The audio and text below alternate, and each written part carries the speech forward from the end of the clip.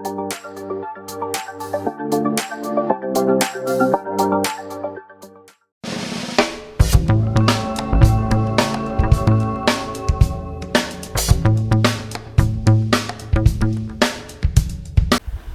Lord. पुन्हा एकदा सर्वांचं मनःपूर्वक स्वागत. Shiloh Pentecostal church Solapur official या यूट्यूब चॅनलमध्ये. या चॅनलला आपण लाईक करूयात, सबस्क्राईब करूयात आणि अधिकाधिक लोकांपर्यंत हे चॅनल आपण शेअर करूयात. त्याचप्रमाणे शिलोह पेंटिकॉस्टल चर्च सोलापूर नावाचं फेसबुक पेज देखील आपण सुरू केलेलं आहे. त्या पेजला देखील आपण लाईक करूयात आणि फॉलो करूयात. जर तुम्हाला या ठिकाणामध्ये जर यायचं असेल किंवा जर काही प्रार्थना विनंती जर तुम्हाला जर द्यायची असतील तर या ठिकाणामध्ये 4 नंबर सांगत आहे. त्यातला पहिला नंबर आहे 9860274141. दुसरा नंबर आहे 9850144151. तिसरा नंबर आहे 9730319999 आणि चौथा नंबर आहे 9922882179. हे 4 शिलोह पेंटिकॉस्टल चर्च सोलापूरचे अधिकृत नंबर आहे. या नंबरवर तुम्ही संपर्क साधू शकता. परमेश्वर या ठिकाणातून अद्भुत कार्य करत आहे. अनेक साक्षी परमेश्वर या ठिकाणामध्ये घडवत आहे. एक साक्ष आपण या ठिकाणामध्ये ऐकणार आहोत. सिस्टर ग्लॅडियल यांची साक्ष आहे. त्यांनी पाडे आंटींना त्यांनी कॉन्टॅक्ट केला होता आणि त्यांनी सांगितलं होतं की त्यांच्या वडिलांना गाठ झालेली आहे आणि डॉक्टरांनी त्यांना सिटी स्कॅन करायला सांगितलं होतं आणि पाडे आंटींनी सर्वांना ग्रुपमध्ये सांगितलं. सर्वांनी त्यांच्यासाठी प्रार्थना केली आणि ज्यावेळेस ते सिटी स्कॅन करण्यासाठी त्या ठिकाणामध्ये गेले तर अद्भुतरित्या ती गाठ नष्ट झालेली होती. गाठ त्या ठिकाणामध्ये नव्हती. म्हणून आपण सर्व गौरव परमेश्वराला देणार आहोत. त्याचप्रमाणे ब्रदर सीताराम कासले संगमनेर त्यांनी घोडक्यांडींना फोन केला होता आणि त्यांनी सांगितलं होतं की त्यांना किडनी स्टोनचा त्रास होत आहे. डॉक्टरांनी आधी चेक केलं होतं. 12 mm त्या ठिकाणामध्ये छोटासा तो स्टोन आहे आणि डॉक्टरांनी सांगितलं होतं त्यांना की ऑपरेशन करावं लागेल. आणि हे सगळं घडल्यानंतर त्यांनी फोन करून प्रार्थना करण्याची विनंती केली. सर्वांनी त्यांच्यासाठी प्रार्थना केली आणि ज्यावेळेस ऑपरेशन करण्याच्या आदल्या दिवशी ज्यावेळेस ते सोनोग्राफी करण्यासाठी गेले त्या ठिकाणामध्ये देखील परमेश्वराने त्यांच्या विश्वासाप्रमाणे अद्भुत कार्य केलं. तो जो 12 mm खडा त्या ठिकाणामध्ये होता तो अद्भुतरित्या वितळून गेलेला होता, त्या ठिकाणामध्ये नव्हताच. म्हणून आपण सर्व गौरव परमेश्वराला देणार आहोत. त्याचप्रमाणे आपल्या चर्चमध्ये नेहमीच येणारे अमृत बापू देवराई या ठिकाणातून ते काका नेहमी येत असतात. ते यावेळेस उभं राहतील. हे दर रविवारी आपल्या चर्चमध्ये येतात. परमेश्वरावर त्यांचा विश्वास आहे आणि ते विश्वासाने ते नेहमी प्रार्थना करतात. त्यांच्या घरामध्ये त्यांचा प्रॉब्लेम चालू होता. जमिनीचा जो प्रॉब्लेम त्यांच्या घरामध्ये चालू होता आणि कोर्टामध्ये ते केस गेलेली होती. कोर्टामध्ये त्यांची केस चालू होती आणि त्यासाठी त्यांनी प्रार्थना केली. ते विश्वासाने या ठिकाणामध्ये आले आणि परमेश्वराने या ठिकाणामध्ये त्यांचा आलेला विश्वास, त्यांचं पडणारं प्रत्येक पाऊल परमेश्वराने पाहिलं. त्यांच्यासाठी केलेल्या प्रत्येक प्रार्थना परमेश्वराने ऐकल्या आणि आज ज्यावेळेस ते मंदिरामध्ये आले त्यावेळेस सकाळी त्यांनी साक्ष सांगितलं की निकाल त्यांच्या बाजूनी लागला. त्यांना जागा ती मिळाली आणि एवढंच नाही तर ती जागा घेत असताना कोणी त्यांना त्या ठिकाणामध्ये त्रास देऊ नये म्हणून पोलीस संरक्षण देखील कोर्टाने त्यांना दिलं. म्हणून आपण सर्व गौरव परमेश्वराला देणार आहोत. आणि ही वेळ आहे परमेश्वराच्या वचनाची. आपल्यामध्ये पास्टर त्रिभुवन वचन घेऊन येत असताना जोरदार टाळ्याने त्यांचं स्वागत करूयात. ह्या ठिकाणी सांगितलं, मी ऐकत होतो तिथं, ते शब्द मी चांगल्या रीतीने ऐकले. तुम्ही सर्वजण सुरक्षित आहात का, असं इथून बोलण्यात आलं. बरोबर आहे? ऐकलं तुम्ही सर्वांनी? आहात का तुम्ही सुरक्षित? काय कारण तुम्ही देणार मला? एक कारण द्या, कुठलंही कारण मला द्या. आम्ही ख्रिस्तात आहोत. हे अगदी बरोबर आहे. आम्ही कुठं आहोत? ख्रिस्तामध्ये. आम्ही जगामध्ये आहोत पण जगामध्ये नाही. आम्ही वचनामध्ये आहोत. वचनामध्ये आहोत. वचनामध्ये म्हणजे ख्रिस्तामध्ये. ख्रिस्तामध्ये म्हणजे प्रीतीमध्ये. प्रीतीमध्ये म्हणजे कृपेमध्ये. कृपेमध्ये म्हणजे दयेमध्ये आम्ही आहोत. ह्या सर्व गोष्टीमध्ये आम्ही आहोत. ते नाव एकच आहे. आम्हाला सुरक्षित लागत नाही हो. का? आम्ही ख्रिस्तामध्ये आहोत. ख्रिस्तामध्ये. जगामध्ये बघा, जितका मनुष्य मोठा होतो तितकं त्याला झेड सिक्युरिटी लागते. Z security. अनेक प्रकारच्या सिक्युरिटी आहेत. करोडो रुपये त्याच्यावरती, त्या सिक्युरिटीवरती खर्च होतात. अनेक पैसे पुष्कळ पैसे त्या ठिकाणी खर्च होतात आणि त्याप्रमाणे ते खर्च कोणाच्या खिशातून जातात ते आपल्याच खिशातून जातात. परंतु आम्ही देवाचे लेकर या नात्यानं आम्हाला सुरक्षितता लागत नाही, कारण की आम्ही कोणामध्ये आहोत? आमची सिक्युरिटी कोण आहे? तो आहे. झेड सिक्युरिटीपेक्षा फार मोठी सिक्युरिटी आहे ती. जगामधली जी झेड सिक्युरिटी आहे ती जरी सिक्युरिटी जरी असली तरी त्या ठिकाणी कोण मनुष्य असेल त्या ठिकाणी त्यांच्यावरती प्रहार होतो आणि त्या ठिकाणी त्यांचा नाश होतो. परंतु परमेश्वर आमची ही गॅरंटी देतो की आम्ही ख्रिस्तामध्ये असल्या कारणाने कोणी आम्हाला हातही लावू शकत नाही. इतके सुरक्षित आम्ही आहोत. आणि आम्हाला काय पैसे द्यावे लागतात का त्या सिक्युरिटीसाठी? कोण देतो आम्हाला सिक्युरिटी? ख्रिस्तामध्ये आम्ही आहोत. कधी आम्हाला हे माहिती आहे, कधी आम्ही त्याला धन्यवाद दिले की परमेश्वरा तू आम्हाला ही झेड सिक्युरिटीपेक्षा ही मोठी सिक्युरिटी दिली, याबद्दल आम्ही तुला धन्यवाद देतो रे, धन्यवाद देतो. कधीपासून त्यांनी तुम्हाला सिक्युरिटी द्यायला सुरू केली हे मग तुम्ही तारीख लिहून ठेवली का? ज्या वेळेला तुमचा आमचा जन्म झाला त्या दिवसापासून त्यांनी आम्हाला सिक्युरिटी द्यायला सुरू केलेली आहे आणि आज तागायत ती सिक्युरिटी आमच्या भोवती आहे.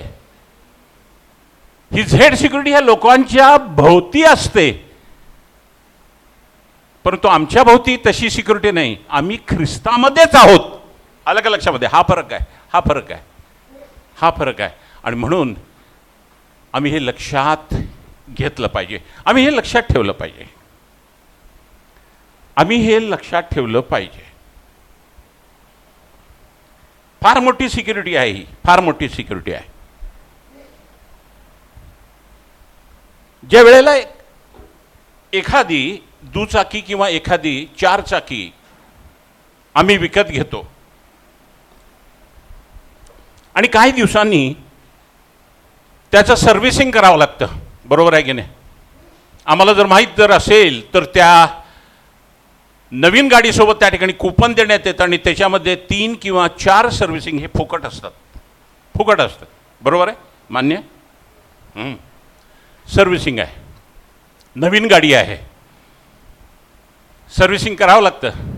नाही जर केलं, तिकडे दुर्लक्ष जर केलं, साधी सायकल जरी असली तर त्या ठिकाणी जड चालू लागली तर त्या ठिकाणी थोडं तेल त्या ठिकाणी चेनमध्ये सोडावं लागतं. ते आपण ते ढिल्लं होतं. सायकल ज्यांनी चालवली असेल त्यांना हे माहीत असेल, बरोबर आहे?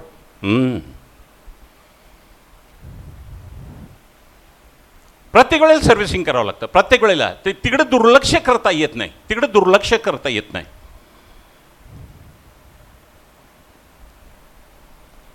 आणि त्याप्रमाणे आमचा जन्म जो झालेला आहे ते झाल्यानंतर त्या ठिकाणी परमेश्वराने आम्हाला एक नवजीवन दिलेलं आहे. आम्ही आमचे स्वतःचे नाहीत. हे शरीर पवित्र आत्म्याचं मंदिर आहे.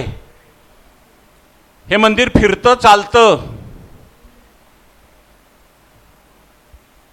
ह्या शरीराला पण त्या ठिकाणी काय लागतं? सर्व्हिसिंग लागते. बरोबर आहे?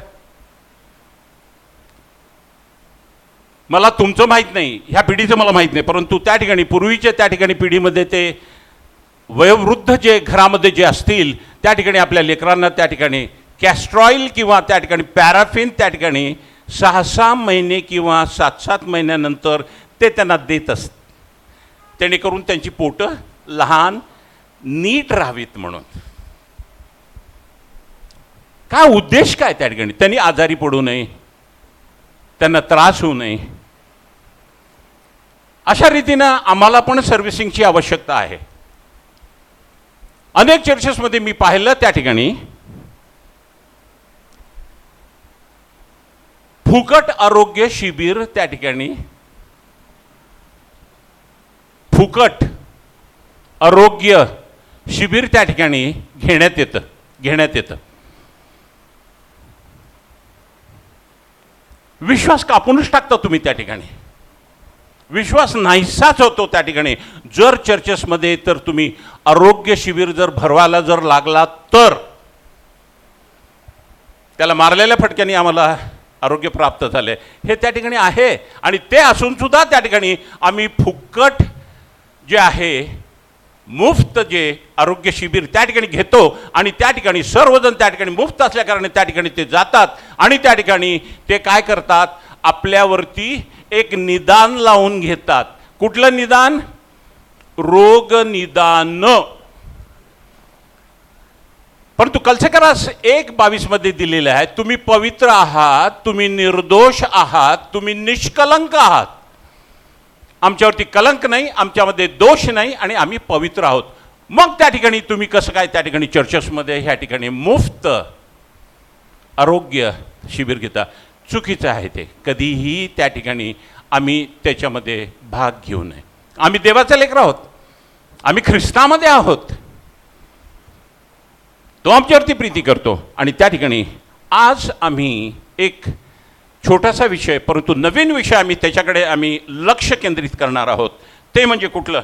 ते म्हणजे आम्ही आरोग्य तपासणी आम्ही करणार नाही. हो, आम्ही आरोग्य तपासणी आम्ही करणार नाही, परंतु आज आम्ही आध्यात्मिक तपासणी आम्ही करून घेणार आहोत. आज हे जे सर्व आहे, हे शिबिर आहे, हे कशासाठी आहे?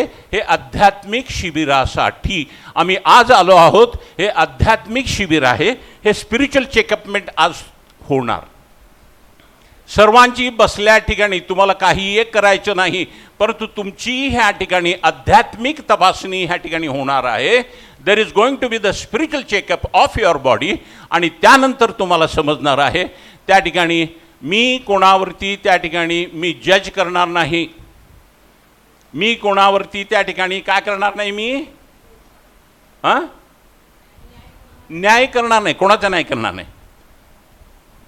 ही तुमच्या मांडीवरती ही त्या ठिकाणी 66 पिशव्या आहेत, वचनाच्या 66 पिशव्या आहेत. आणि त्याच्यामध्ये त्या ठिकाणी देवाचं वचन हे जे बीज आहे त्या ठिकाणी ते आहे. आणि ते आम्हाला त्या ठिकाणी सांगून देणार आहे की त्या ठिकाणी सर्व त्या ठिकाणी आमच्यामध्ये जे काय आहे ते त्या ठिकाणी ते सांगणार आहे, आम्हाला सांगणार आहे. आणि त्याच्यावरनं आम्ही त्या ठिकाणी निष्कर्ष करून त्या ठिकाणी आम्ही त्या ठिकाणी सुधारणा केली पाहिजे.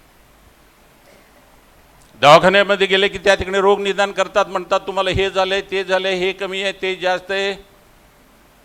असं मी काही सांगणार नाही. या ठिकाणी वचन तुमच्याशी बोलेल, वचन तुम्हाला सत्य प्रगट करून देईल आणि ते सत्य प्रगट तुम्हाला झाल्यानंतर ते वचन तुमचं सुटका करेल.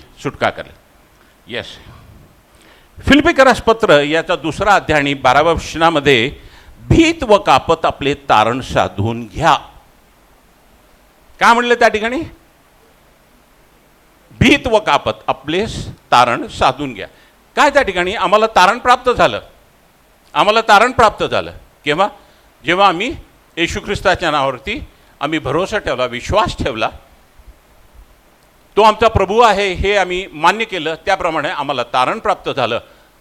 तारणाची सुरुवात झालेली आहे, सर्व काही पूर्ण झालेलं नाही आहे. केव्हा पूर्तता होणार आहे त्याची? जेव्हा तो येणार आहे त्यावेळेला त्याप्रमाणे आम्ही त्याच्यासारखं होणार आहोत. तोपर्यंत हा तारणाचा जो प्रोसिजर आहे, तारणाची ही जी क्रिया आहे ती त्या ठिकाणी चालू राहणार आहे आणि ती त्या ठिकाणी तेव्हा पूर्तता त्याची होणार आहे. म्हणून आम्ही भीत व कापत आमचे तारण आम्ही साधून घेतलं पाहिजे. बरोबर आहे? रोमकरसपत्र 12:1 मध्ये तुम्ही आपली शरीरे जिवंत, पवित्र व देवाला ग्रहणीय यज्ञ म्हणून समर्पण करावीत, ही तुमची आध्यात्मिक सेवा आहे. आम्हाला पुष्कळ वेळा वाटतं की आध्यात्मिक आमची सेवा म्हणजे बायबल वाचणे, प्रार्थना करणे, उपवास करणे, चर्चला जाणे. बरोबर, हे ठीक आहे, हे सर्व मान्य आहे, हे सर्व मान्य आहे. परंतु ह्या ठिकाणी विशेष आध्यात्मिक सेवा ह्या ठिकाणी आम्हाला दाखवण्यात आलेली आहे.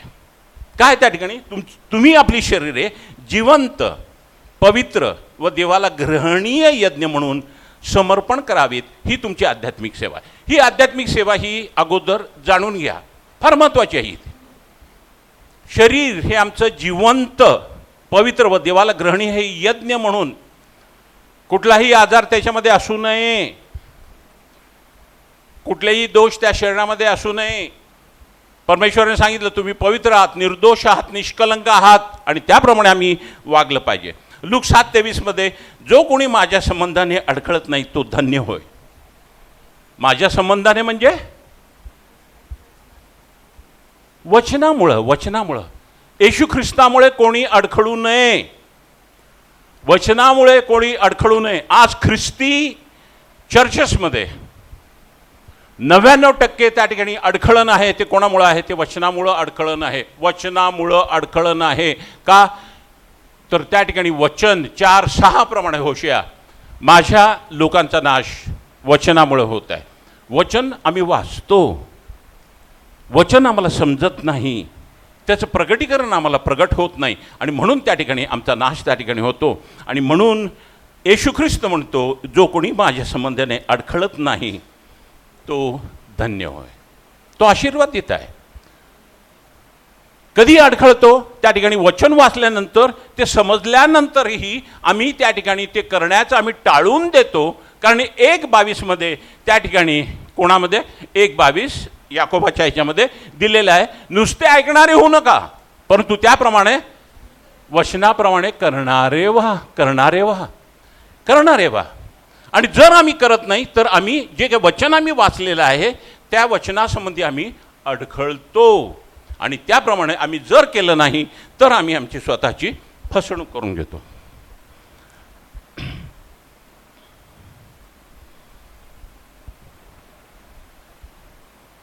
विश्वास, आशा, प्रीती हे तिन्ही टिकणारे म्हटलेलं आहे. आणि त्यामध्ये प्रीती श्रेष्ठ आहे.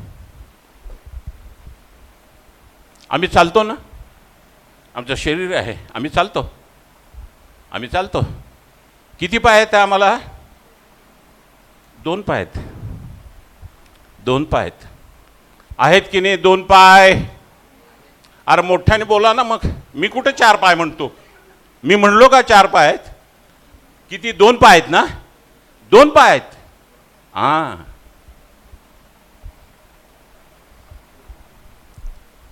ज्या वेळेला मनुष्याचा पुत्र येणार आहे त्यावेळेला त्याला विश्वास आढळेल का? शोधणार आहे तो.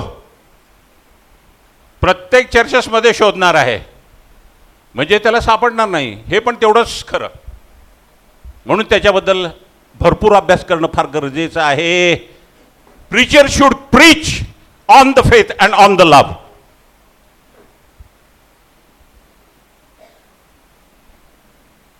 आणि अनिती वाढल्यामुळे काय वाढणार आहे? काय थंडावणार आहे? प्रीती. माझ्यामध्ये भरपूर विश्वास असला परंतु माझ्या ठाई प्रीती नसेल तर काय? मी काहीच नाही. म्हणजे प्रीती आणि विश्वास जर कार्यरत असायचं जर असेल तर त्या ठिकाणी काय लागणार आहे? मला प्रीती लागणार आहे. प्रीतीशिवाय विश्वास कार्य होत नाही. सोडून द्या त्या ठिकाणी. जर तुमच्यामध्ये प्रीती जर नसेल परंतु तुमच्यामध्ये भरपूर विश्वास असेल, काही उपयोगाचा नाही, तो विश्वास ठेवून टाका, पॅक करून ठेवा त्या ठिकाणी. Pack the things. म्हणून ख्रिस्ती जीवनामध्ये आम्ही ज्याप्रमाणे क्रूस घेऊन ज्याप्रमाणे येशू ख्रिस्ताच्या पाठीमागे जेव्हा आम्ही चालतो तेव्हा कुठले पाय आम्ही वापरायला पाहिजेत? 2 पाय आहेत आम्हाला. कुठले पाय आम्ही वापरायला पाहिजेत? प्रीती आणि विश्वास हे 2च पाय आहेत. आलं का लक्षात? प्रीती आणि विश्वास हे 2 पाय आहेत. ख्रिस्ती माणूस कुठल्या पायांवरती चालतो? ह्या 2 पायांवरती चालतो. जर त्या ठिकाणी विश्वास आहे परंतु त्या ठिकाणी प्रीती जर नसेल तर कसा चालणार तो? लंगडत चालणार. आयुष्यभर लंगडत चालणार. जर प्रीती आहे परंतु विश्वासच नाही त्या ठिकाणी तो लंगडत चालणार. त्या ठिकाणी कुठलेही काम होणार नाही, त्याचा आजार बरा होणार, काही होणार नाही. या ठिकाणी ख्रिस्ती मनुष्याने तपासणी केली पाहिजे. त्या ठिकाणी माझे पाय स्थिर आहेत का? माझे पाय प्रीती आणि विश्वास हे माझ्याकडे पाय आहेत का? हे बघायला पाहिजे. ह्या ठिकाणी आपण वचनामधून आपण त्या ठिकाणी अनेक वचन आपण पाहणार आहोत आणि त्या वचनांमध्ये त्या ठिकाणी सांगितल्याप्रमाणे परमेश्वराच्या वचनाने सांगितल्याप्रमाणे कोण बोलत आहे आपल्यासोबत? वचन बोलत आहे. कोण बोलत आहे? येशू ख्रिस्त बोलत आहे. कोण बोलत आहे? स्वर्गातून उतरलेली भाकर बोलत आहे. कळलं काय? आपण आता काय करत होतो? आपण आता हे मनन करत असताना आपण काय करतो? प्रभू भोजन आपण घेत आहोत, त्याची भाकर आपण खात आहोत. म्हणून त्या ठिकाणी फार बारकाईने लक्ष द्या. ज्या वेळेला प्रीचिंग सुरू असतं त्यावेळेला बोलणं किंवा इकडं तिकडं बघणं हे करू नका, कारण त्याप्रमाणे आपण काय करतो? त्याचं मर्म, शरीराचं मर्म आपण ओळखत नाही. आम्ही फक्त भाकर जेव्हा खातो आणि ते रक्त जेव्हा पितो ते तर आहेच, परंतु ह्या ठिकाणी ज्या वेळेला आपण वचन आपण बघतो, आपण ते खायला पाहिजे, नीट पचवायला पाहिजे आणि त्यासोबत त्याचं रक्त पण सेवन केलं पाहिजे. कारण जो कोणी माझं शरीर खात नाही आणि माझं रक्त पित नाही त्याला माझ्यामध्ये हिस्सा नाही म्हणलंय. प्रथम गोष्ट जी आहे तुम्हाला आता कळेलच, हे वचनं जी सांगितलेलं आहे त्याच्यामधून तुम्ही ठरवायचं तुम्हाला काय झालेलं आहे. तुम्ही ठरवायचं तुम्हाला काय झालेलं आहे आणि त्यापासून त्या ठिकाणी काय करायचं हे तुम्ही ठरवायचं. मी तुम्हाला सांगणार नाही, फक्त मी तुम्हाला त्या ठिकाणी वचनातनं मी तुम्हाला सांगणार. प्रथम आपण जाऊया त्या ठिकाणी बघूया 2 पेत्र 1:5-7. 2 पेत्र याचा पहिला अध्याय आणि त्या ठिकाणी 5 ते 7 मध्ये मी वाचतो. याच कारणास्तव तुम्ही होईल तितका प्रयत्न करून आपल्या विश्वासात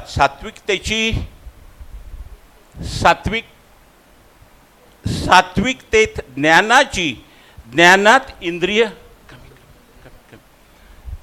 इंद्रिय दमनाची, इंद्रिय दमनात धीराची, धीरात सुभक्तीची, सुभक्तीत बंधुप्रेमाची व बंधुप्रेमात प्रीतीची भर घाला. ह्या ठिकाणी अनेक गोष्टी आम्हाला सांगण्यात आलेल्या आहे. सुरुवात कशाने झालेली आहे? विश्वासानं. शेवट कशाने झालेला आहे? प्रीतीनं. विश्वास आणि प्रीतीमध्ये ह्या पुष्कळशा गोष्टी त्या ठिकाणी आलेल्या आहेत, परंतु त्या ठिकाणी ते दुर्लक्ष करा, ते मी तुम्हाला नंतर सांगेल. प्रीती आणि विश्वास ह्या ज्या 2 महत्त्वाच्या गोष्टी आहेत ह्याच्यामध्ये संपूर्ण त्या दुसऱ्या गोष्टी त्या ठिकाणी भरलेल्या आहेत. म्हणून प्रीती आणि विश्वास हे आम्ही लक्षात घेणं फार महत्त्वाचं आहे. आता बघा, ह्या गोष्टी आम्हाला सांगितल्यात, भर घाला, ह्या गोष्टी तुमच्यामध्ये भर घाला. जर आम्ही भर घाला 1:8 मध्ये, 2 पेत्र 1:8 मध्ये, कारण हे गुण म्हणजे प्रीती व विश्वास तुमच्यामध्ये असून ते वाढते असले तर आपला प्रभू येशू ख्रिस्त याच्या ओळखीविषयी तुम्ही निष्क्रिय व निष्फळ ठरणार नाही. जर ह्या गोष्टी जर आमच्या जीवनामध्ये जर नसतील, कुठल्या गोष्टी? प्रीती आणि विश्वास. सर्व निदान, सर्व रोग निदान, सर्व डायग्नोसिस ख्रिस्ती मंडळीमध्ये, ख्रिस्ती जीवनामध्ये ह्या 2 गोष्टींवरती आहेत. लक्षात ठेवा. कुठली गोष्ट तुम्हाला झाली असेल, कुठल्या गोष्टी तुमच्या जीवनामध्ये कार्यरत होत नसतील, प्रार्थना ऐकली जात नसेल, तर त्या ठिकाणी लक्षात घ्या, ह्या दोन्हीमध्ये कुठला तरी त्या ठिकाणी डिफेक्ट आहे. एक कुठली तरी गोष्ट नाही आणि त्या ठिकाणी आम्ही डायग्नोसिस पटदिशी आम्हाला करता आलं पाहिजे. विश्वास आणि प्रीती ह्याच्यामध्ये कुठंतरी त्या ठिकाणी त्रुटी आहे, कुठंतरी त्या ठिकाणी लिकेज आहे. ह्या ठिकाणी ह्या जर गोष्टी तुमच्यामध्ये नसतील तर तुम्ही काय? निष्क्रिय व निष्फळ. निष्क्रिय आणि निष्फळ म्हणजे काय? त्या ठिकाणी त्या माणसाला काहीच करता येत नाही. उदाहरणार्थ, आध्यात्मिक षंड कोण होता? तो होता. चर्चला जायचा, 53 वाचायचा, परंतु 53 त्याला समजलेलं नाही. आणि शेवटी त्या ठिकाणी पवित्र आत्म्याने सांगितलं, जा फिलिप्पिया, जा त्याला सांग. आणि मग त्यांनी त्याला सांगितलं, त्याला ते समजलेलं आहे. का त्याला समजलेलं नाही? तो निष्क्रिय आणि निष्फळ होता. त्याला वचन वाचत होता पण तो वचन त्याला कधीही समजलेलं नाही आणि म्हणून त्या ठिकाणी निष्क्रिय निष्फळ. जर आमच्यामध्ये प्रीती आणि त्या ठिकाणी विश्वास जर नसेल तर आम्ही निष्क्रिय आणि निष्फळ असणार आहोत. आमचा ह्या जीवनामध्ये पृथ्वीवरती काहीच उपयोग नाही होणार नाही कोणाला. 2 पेत्र 1:9 मध्ये ज्याच्या अंगी ते नाहीत, काय तो आंधळा आहे. हे बघा, हे तिसरं डायग्नोसिस झालेलं आहे या ठिकाणी. प्रीती आणि विश्वासावरती अगोदर 2 रोगनिदान झालेले आहेत जे ख्रिस्ती मंडळीमध्ये आहेत, मोठ्या प्रमाणामध्ये आहेत. कुठलं ते? ख्रिस्ती मनुष्य, ख्रिस्ताचं लेकरू हे निष्क्रिय आहे आणि निष्फळ आहे, त्याच्याने काहीही होत नाही. तिसरं, ज्याच्या अंगी ते नाहीत, 2 पेत्र 1:9 मध्ये ज्याच्या अंगी ते नाहीत, प्रीती आणि विश्वास नाहीत, तो कोण आहे? तो आंधळा आहे. आंधळा आहे, आंधळा आहे, अदूरदृष्टीचा आहे. हे चौथं डायग्नोसिस आहे, चौथा रोग निदान आहे, अदूरदृष्टीचा. म्हणजे इंग्रजीमध्ये त्याला शॉर्ट साईट म्हणतात. शॉर्ट साईट म्हणजे त्याला दूरचं चांगलं दिसत नाही, म्हणजे प्रत्येक वेळेस तो धडपडणारच. कशामुळं? प्रीती नाही, विश्वास नाही. एक गोष्ट असून उपयोगाचा नाही हो. नाही, राहू दे ना, आता काय, विश्वास आहे ना, विश्वासावरती मी चालून घेतो. चालत नाही तसं. 4 व्हीलर तुम्ही नवीन घेतली, किती टायर असतात हो त्याला? 4, बरोबर आहे. जाऊ दे ना, आता काय, हे तर कोणी नाही आहे. 3 टायरमध्ये तर फुल हवा आहे, 40च्या पेक्षा फुल हवा आहे. त्या 3 टायरवरती मी गाडी नेतो. एक टायर पंक्चर झालेलं आहे, चालेल का? नाही, चालवा ना, चालवा.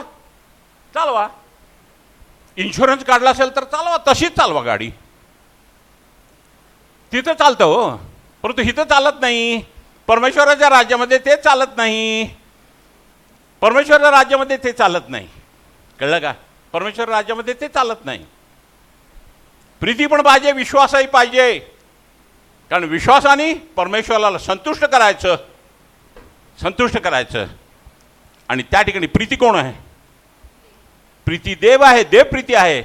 त्या देवाला म्हणजे त्या प्रीतीला मी विश्वासाने त्या ठिकाणी मी संतुष्ट करणार. ह्या ठिकाणी प्रीती आणि त्या ठिकाणी विश्वास हे तुम्हाला विभक्त करता येत नाही.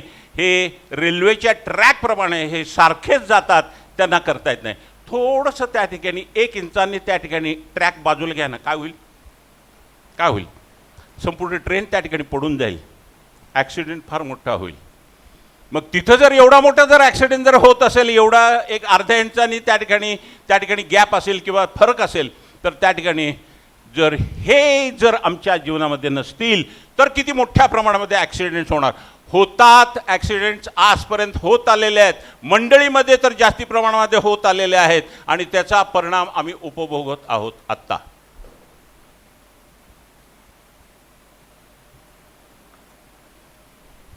प्रीती आणि विश्वासाकडे लक्ष द्या हो. फार अभ्यास करावा लागतो प्रीती आणि विश्वासाचा. प्रीती आणि विश्वासाचा. जो देव आहे माझा, ज्याने मला जन्म दिला, त्या देवाने मला तारण दिलं, त्या देवाला संतुष्ट करण्यासाठी मला विश्वास लागतो आणि तो विश्वास वचनाने येतो. त्यामुळं मला वचन माझ्यामध्ये बहुत प्रमाणामध्ये असणं फार गरजेचं आहे. 4 रोग निदान झाले. तो निष्क्रिय आहे, निष्फळ आहे, आंधळा आहे आणि अदूरदृष्टीचा आहे. हे 4 डायग्नोसिस झाले. हे 4 रोग निदान झालेले आहेत. कळलं का? कशामुळं आहेत हे रोग निदान? विश्वास आणि प्रीती नसल्याकडं. हे जर अधिक प्रमाणामध्ये तुमच्या जर असतील तर तुम्ही निष्क्रिय आणि निष्फळ कधी ठरणार नाही. येस, फार लक्ष द्यावं लागतं. आंधळे आहोत आम्ही, देव डायरेक्टली म्हणतो आंधळे आहात तुम्ही, आंधळे आहात. कुठल्या आंधळेपणाचं तो बोलत आहे? आम्ही दररोज त्या ठिकाणी शरीराचे डोळे आम्ही वापरतो, पण देव परमेश्वराला शारीरिक डोळे महत्त्वाचे नाही आहेत. परमेश्वराला कुठले डोळे महत्त्वाचे आहेत? परमेश्वराला आध्यात्मिक डोळे महत्त्वाचे आहेत, आणि त्या डोळ्यांबद्दल तो बोलतो, आणि ते डोळे त्याला फार महत्त्वाचे आहेत. जर आमची आध्यात्मिक दृष्टी, आध्यात्मिक डोळे जर चांगल्या प्रमाणामध्ये जर असतील, तर त्या ठिकाणी मग आमची शारीरिक दृष्टी त्या ठिकाणी असणार आहे. तर ह्या वचनांच्याद्वारे आम्ही 4 निदानं केलेली आहेत. वचनाने आम्हाला दाखवून दिलं आमच्यामध्ये असलेल्या 4 त्रुटी. आम्ही आंधळे आहोत, आम्ही निष्क्रिय आहोत, आम्ही निष्फळ आहोत, आम्ही अदूरदृष्टीचे आहोत. हे आम्ही वैयक्तिकरित्या आम्ही वाचून त्या ठिकाणी विचार केला पाहिजे, ह्या 4 गोष्टींमधलं किती माझ्यामध्ये खऱ्या आहेत. ओके. दुसरी गोष्ट, आंधळेपणा आपण बघितला. दुसरी गोष्ट, अंतःकरणाची व मनाची आध्यात्मिक स्थिती काय आहे आज? आम्हाला काही झालं नाही, आम्ही चांगलं खातो, पितो, फिरतो, सर्व सर्व सर्व सर्व सर्व करतो, सर्व करतो, सर्व करतो, सर्व करतो, परंतु परमेश्वर त्या गोष्टींकडे बघत नाही. परमेश्वर त्या गोष्टीकडे बघत नाही. परमेश्वर काय बघतो? अंतःकरणाची व मनाची आध्यात्मिक स्थिती. तो आमचे अंतःकरण पाहतो, तो आमचे अंतःकरण पाहतो. 1 थेसलोनिके 5:8, परंतु जे आपण दिवसाचे आहोत त्या आपण सावध असावे. विश्वास व प्रीती हे उरस्त्राण व तारणाची आशा हे शिरस्त्राण घालावे. हे शिरस्त्राण घालावे. ह्या ठिकाणी प्रीती आणि विश्वास हे आलेले आहे. उरस्त्राण कशाने बनवलेलं आहे हे? दुसरं काय आहे का त्या ठिकाणी? नाही. प्रीती आणि विश्वास ह्याचं उरस्त्राण आहे. ब्रेस्टप्लेट, ब्रेस्टप्लेट, ब्रेस्टप्लेट, ज्या ठिकाणी हृदयाचं संरक्षण होतं, ज्या ठिकाणी अंतःकरणाचं संरक्षण होतं, त्या ठिकाणी ते उरस्त्राण कशाने बनलेलं असावं?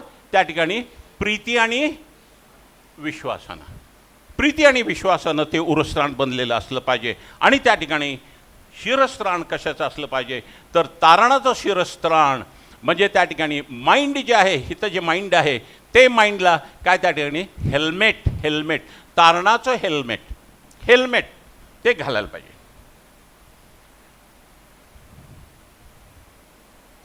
फिलिप्पियरास पत्र 4:7 आणि 8, म्हणजे सर्व बुद्धी सामर्थ्याच्या पलीकडे असलेली देवाने दिलेली शांती तुमचे अंतःकरण व तुमचे विचार म्हणजे मन ख्रिस्त येशूच्या ठायी राखेल. ख्रिस्त येशूच्या ठायी राखेल. काय म्हणलेलं आहे? सर्व बुद्धी सामर्थ्या पलीकडे देवाने दिलेली शांती. I give my peace unto you, I leave my peace unto you. ते म्हणतो माझी शांती मी तुम्हाला देतो, माझी शांती मी तुमच्यासोबत ठेवतो. कुठली शांती? ती शांती काय करते? आजपर्यंत ती शांती आम्हाला समजली नाही. ती शांती समजण्याचा प्रयत्न करू नका. शास्त्रात सांगितलं आहे सर्व बुद्धी सामर्थ्या पलीकडे असलेली देवाने दिलेली शांती. आम्हाला कधीही ती शांती समजणार नाही. तो शांतीचा अधिपती आहे, त्यांनी आम्हाला ती शांती दिली. आणि ती शांती काय करते? आमचे अंतःकरण आणि आमचे मन ख्रिस्त येशूमध्ये राखतं. म्हणजे अंतःकरणामध्ये चाललेले जे विचार आहेत आणि मनामध्ये चाललेला जो गोंधळ आहे की ज्याच्यामुळे त्या ठिकाणी भांडणं वगैरे सर्व विकृती त्या ठिकाणी येते, ते सर्व त्या ठिकाणी तो काय करतो? शांतीच्या द्वारे आम्हाला दिलेली जी शांती, त्या शांतीच्या द्वारे आमचं अंतःकरण जे अस्वस्थ झालेलं जे अंतःकरण आहे आणि जे आमचं मन ज्याच्यामध्ये अनेक विचार चाललेले आहेत, ते सर्व त्या ठिकाणी शांतीच्या द्वारे तो काय करतो? तो कंट्रोल करतो, तो शांत करतो. म्हणून आम्हाला ती शांती पण आवश्यक आहे. उरस्त्राण महत्वाचं आहे. आपल्या हृदयाचं जास्ती करून संरक्षण कर, कारण की त्यामधून जीवनाचा उगम येतो. मी उद्या काय होणार आहे, मला किती यश मिळणार आहे, माझी प्रकृती कशी असणार आहे, माझ्या लेकरांचं कसं होणार आहे, माझं मॅरेजबद्दल काय होणार आहे, हे सर्व आशीर्वाद जे आहेत ते कशामधून निघतात? ते अंतःकरणामधून निघतात. म्हणून त्या अंतःकरणाचं संरक्षण करणं फार अगत्याचं आहे, फार महत्त्वाचं आहे. कुठेही जायचं आहे, कुठेही उभं राहायचं आहे, कोणीही बोलतं त्याप्रमाणे सर्व ऐकून घ्यायचं. कॉर्पोरेशनचा कचरा कोणती नाही हो. आपण कोणीही यावे कचरा टाकूनही जावे नाही. ह्याची सुरुवात कुठे झाली? एदेन बागेमध्ये झाली. हं? हं. सैतानाचा कचरा घालायला कोणी दिला अगोदर?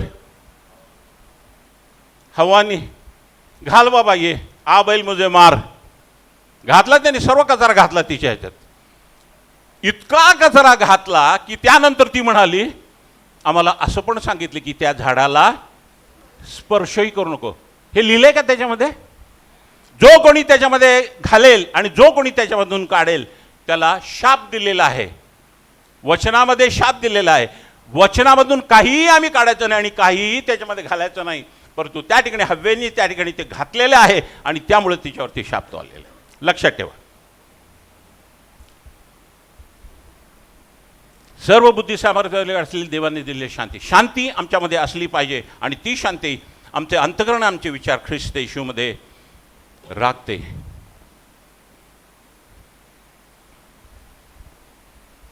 येशू ख्रिस्त आमचा तारणारा आहे, बरोबर आहे. येशू ख्रिस्त आमचे हृदय पाहतो.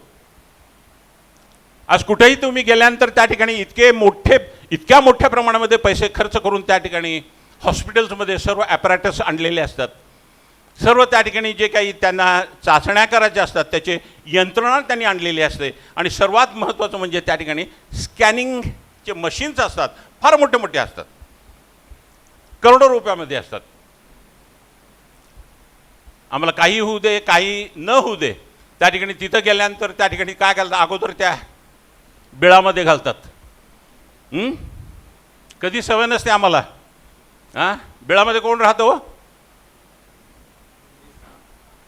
पकडले का नाही उंदरं? पकडले का नाहीत? कधी पकडले का नाही उंदरं? हां, ते पण आर्ट आहे बरं का. उंदरं पकडण्याचं पण ते आर्ट आहे. त्या बिळामध्ये घालतात आणि त्या बिळामध्ये जाऊन 15 मिनिटं इथं आल्यानंतर तुमच्याकडे बिल येतं, 1 लाखाचं तुमच्याकडे बिल येतं. काय केलं? स्कॅनिंग केलं तुमचं. स्कॅनिंग केलं. परंतु येशू ख्रिस्त आमचा स्कॅनिंग करणारा आहे. तो आमचं हृदय बघतो. हां, त्याच्यासमोर थांबा ना, नेहमी त्याच्यासमोर थांबा. तो स्कॅनिंग करेल तुमचं. तो स्कॅनिंग करेल. स्कॅनिंग करतो. जगातले स्कॅनर्स जे आहेत ते दोष काढणारे आहेत.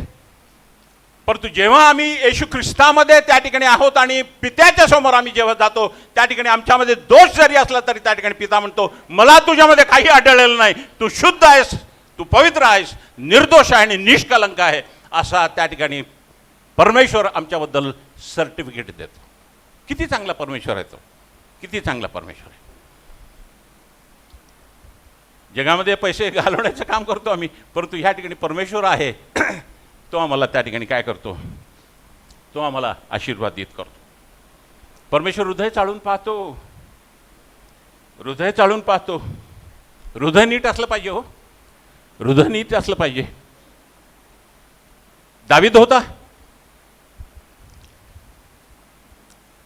परमेश्वराच्या हृदयामागे चालणार होता. ज्या वेळेला त्यांनी ते करायला पाहिजे होतं त्यावेळेला त्यांनी केलं नाही. युद्धामध्ये त्या ठिकाणी त्यांनी आपल्या मेंढरांसोबत त्यांनी युद्ध लढायला पाहिजे त्यावेळेला त्यांनी कुठं जातो? गच्चीवरती कधी जाऊ नका बरं का. गच्चीवरती कधी जाऊ नका. उगीच फिरायला जायचं. तर नेबुचदनेझर पण त्या ठिकाणी गच्चीवरतीच गेला होता. तिथं बघितलं की सर्व बघितलं त्या ठिकाणी, हा हे मीच केलेलं आहे, हे मीच सर्व केलेलं आहे. आणि त्या ठिकाणी काय झालेलं आहे? हे वर गेल्यानंतर ही जी बुद्धी येते ना, ही जी बुद्धी येते ना, गर्वाची बुद्धी, हे मीच केलेलं आहे, ही प्राऊड बुद्धी जी येते ना, ती कोणाची आहे? जनावरांची आहे. नेबुचदनेझरला पडदेशी परमेश्वराने घेतलं आणि त्या ठिकाणी काय केलं? जनावरांमध्ये त्याला टाकलं. पावसामध्ये तो भिजू लागला, त्याची केसं वाढू लागली, त्याची नखं वाढू लागली आणि जे जनावरं खात होते ते तो खाऊ लागला. गर्विष्ठ बुद्धी ही जनावरांची बुद्धी होय. हे दुष्कर्म कधी करू काय? दुष्कर्म आहे बरं काय, दुष्कर्म आहे. आणि त्या ठिकाणी तो गेला, दावीद त्या ठिकाणी गेला. इतकं मोठं पाप त्या ठिकाणी झालेलं आहे. अंतकरणाचं त्या ठिकाणी विशेष करून तू संरक्षण कर.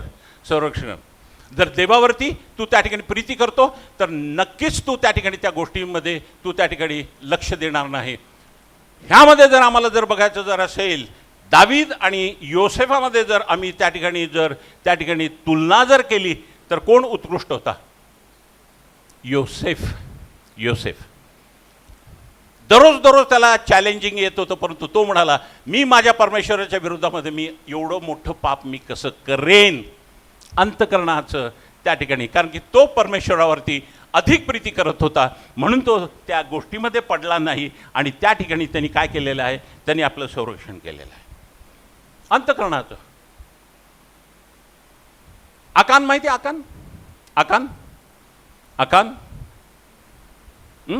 ज्या ठिकाणी एरिओ घ्यायला गेले त्या ठिकाणी आकानाने त्या ठिकाणी कोणी सांगितलं? एरिओ कोणी जिंकलं? कोणी जिंकलं? यहोशवा. यहोशवाने काय सांगितलं त्या ठिकाणी? तुम्ही ह्या ठिकाणी हे भिंती पडल्यानंतर तुम्ही सर्व जे काय घेणार आहे ते एकही त्याला हात लावायचा नाही. ते देवाला डेडिकेटेड आहे, डिवोटेड आहे, देवाला समर्पित केलेलं आहे सर्व. ते तुम्ही आणून इथं भांडारामध्ये आणायचं परमेश्वर. आणि त्याच्यानंतर जे काही सर्व तुम्ही जे बाकीचे जे आम्ही जे गावं घेणार आहोत तिथलं सर्व तुम्ही घेऊ शकता, परंतु हे तुम्ही घेऊ शकत नाही. आकनांनी त्याचं उलटं केलं आणि त्याप्रमाणे त्याचं काय केलं? सर्व त्यांनी लपून ठेवलं आणि त्याच्यावरती त्याला धोंडमार झाली. त्याची पत्नी, त्याचे लेकरं, त्याचे सर्व जनावरं सर्व त्या ठिकाणी धोंडमार केली आणि त्याला त्या ठिकाणी मारण्यात आलं. तुझ्या अंतकरणाचं विशेष करून त्या ठिकाणी संरक्षण कर. आणि त्या ठिकाणी तारणाचं जे त्या ठिकाणी हेल्मेट आहे, तारणाचं त्या ठिकाणी उरस्त्राण जे शिरस्त्राण जे आहे ते नेहमी आम्ही घातलं पाहिजे. अंतकरण त्या ठिकाणी आम्ही सुरक्षित ठेवतो का?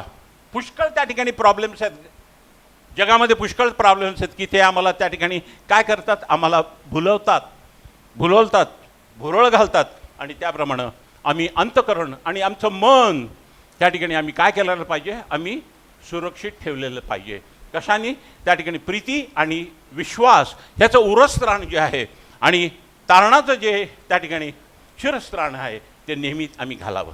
कुठल्याही गोष्टी आम्ही आमच्या डोक्यामध्ये घालून घेऊ नये. कोणी तर त्या ठिकाणी वचनाच्या व्यतिरिक्त काय जरी जर बोलत असेल तर त्याच्याजवळ बिलकुल थांबूच नका तुम्ही. एक वचन गेले, एक शब्द त्याचा तो गेला आणि त्यामुळे तुमचं संपूर्ण जीवन उद्ध्वस्त होऊ शकतं. लक्षात ठेवा. तिसरी गोष्ट, वेडेपणा आणि आंधळेपणा हे दोन्ही एकत्र येतात बरं का. वेडेपणा आणि आंधळेपणा. अगोदर आपण 4 डायग्नोसिस बघितले, त्याच्यानंतर आपण 2 बघितले. कळलं का? त्या ठिकाणी आम्ही 2 पाहिले आणि त्यानंतर आम्ही म्हणजे आमचं हार्ट आणि आमचं मन आम्ही कसं त्या ठिकाणी सुरक्षित ठेवायचं हे त्या ठिकाणी आम्ही बघितलेलं आहे. आणि त्या ठिकाणी जे उरस्त्राण जे आहे ते नेहमी आम्ही घातलं पाहिजे. तिसरी गोष्ट, आंधळेपणा आणि वेडेपणा हे प्रीतीसोबत विणलेले आहेत बरं का. प्रीती आणि विश्वास तुम्ही विसरूच नका. अनेक वेळा ह्या गोष्टी रिपीट होतील, परंतु ह्या फार महत्त्वाच्या आहेत जीवनामध्ये. तुम्हाला वाटेल आम्ही फार ऐकलं, त्याच्याबद्दल अभ्यास करणं फार गरजेचं आहे. अभ्यास करणं फार गरजेचं आहे. 1 योहान 2:10 आणि 11. आपल्या बंधूवरती प्रीती करणारा प्रकाशात राहतो आणि त्याच्यातही अडखळ नसते, पण आपल्या बंधूचा द्वेष करणारा अंधारात आहे व अंधारात चालतो. अंधारात आहे आणि अंधारात चालतो म्हणजे काय? तो आंधळा आहे. आंधळा आहे, आंधळा आहे. हे तर निदान झालं कधी? तो आपल्या बंधूवरती प्रीती करत नाही तर. प्रीती करा, प्रीती आहे. प्रीती नाही केलं तर आंधळेपणा आणि त्या ठिकाणी काय आहे? वेडेपणा आहे. वेडेपणा आहे. तो कोठे चालला आहे हे त्याला कळत नाही. कोण जातं इकडं तिकडं जातं आणि त्याला समजत नाही. कोण फिरतं? वेडा. आम्ही कुठं इकडे चाललो, कुठं तरी भलतीकडे जातो, कोणा पण धडक मारतो, गाडी आली की तिथे मध्येच रस्त्यात जातं. अरे ते वेडाला काढ रे बाहेर, वेडाला काढ. त्याला कुठं जातो काय समजत नाही, काही केलं बोललेलं समजत नाही, ॲ करत बसतो तो. काढा त्याला बाहेर. काय त्याच्यामध्ये नाही? परमेश्वर म्हणतो तुम्ही आंधळे आहात आणि तुम्ही वेडे आहात. आपल्या बंधूवरती प्रीती करणारा प्रकाशात राहतो आणि त्याच्यातही अडखळ नसते, पण आपल्या बंधूचा द्वेष करणारा अंधारात आहे व अंधारात चालतो, तो कोठे चालला आहे हे त्याला त्याचं कळत नसते, कारण अंधाराने त्याचे डोळे आंधळे केलेले आहेत. अंधाराने त्याचे डोळे आंधळे केलेले आहेत. आंधळेपणा आणि वेडेपणा हे प्रीतीसोबत विणलेले आहेत. जर प्रीती जर नसेल ना, कधीही त्या माणसासोबत ट्रान्झॅक्शन, कधीही त्याच्यासोबत व्यवहार करायचा नाही. तुम्ही पण वेडे व्हाल, तुम्ही पण आंधळे व्हाल. हे संसर्गजन्यक रोग आहेत, पट्ट दिशी लागतात. कातडीचे रोग जसे आहेत, नुसतं अंगाला घासलं की त्या ठिकाणी ते होतात, तसे हे रोग आहेत. आंधळेपणा आणि वेडेपणा. आम्हाला हौस नाही वेडे व्हायची. पुष्कळ वेडे आहेत, पुष्कळ वेडे आहेत. जास्तीच्या चर्चमध्ये तर भरपूर आहेत. तुम्ही म्हणाल चर्चमध्ये ना, चर्चमध्येच आहेत लांडगे, आंधळे, कळलं का, वेडे. हे सर्व चर्चेसमध्ये आहेत बरं का. आम्हाला दुसरीकडे कुठे जायचं नाही. परमेश्वराने बाहेरच्या जगाबद्दल सांगितलं नाही, आम्हाला आमच्या चर्चबद्दल सांगितलेलं आहे आणि त्याच्याबद्दल आम्ही लक्ष देणं फार गरजेचं आहे. आहाब आंधळा होता, राजा होता, पण कोण त्याच्यावरती डॉमिनेट करत होतं? कोण त्याच्यावरती अधिकार गाजवत होतं?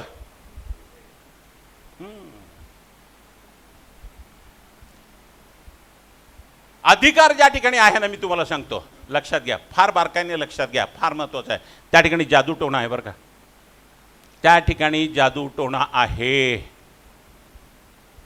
जर आम्ही बांधव असू, जर आम्ही बिलीवर असू, एकमेकांना आम्ही प्रीतीने वागवणार आहोत, आम्ही कोणावरती बळजबरी किंवा जबरदस्ती किंवा त्या ठिकाणी आम्ही हुकुमशाही करणार नाही. हे असंच कर रे, ते तसंच कर रे, ते तसंच कर, तिथंच बस, नाही.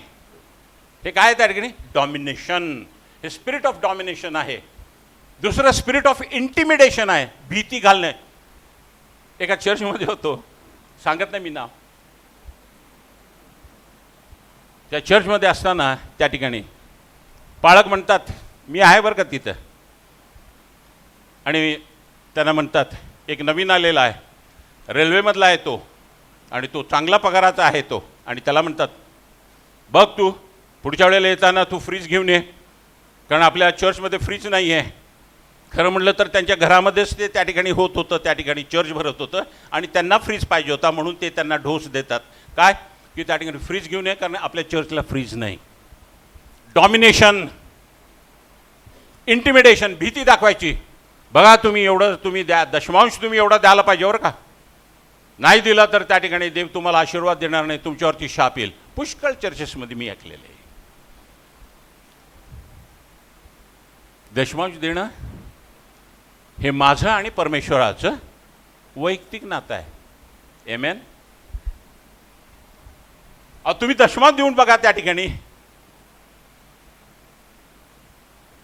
आकाश कपडा उघडून देव परमेश्वर तुम्हाला देतो. मी तुम्हाला आज या ठिकाणी एक तुम्हाला एक रेव्हेलेशन देतो, प्रकटीकरण देतो. आजपर्यंत मी दशमांश दिला ना, देतो, मी दशमांश देतो, लिहून देतो, म्हणजे पाकिटावरती लिहून किती आहे ते.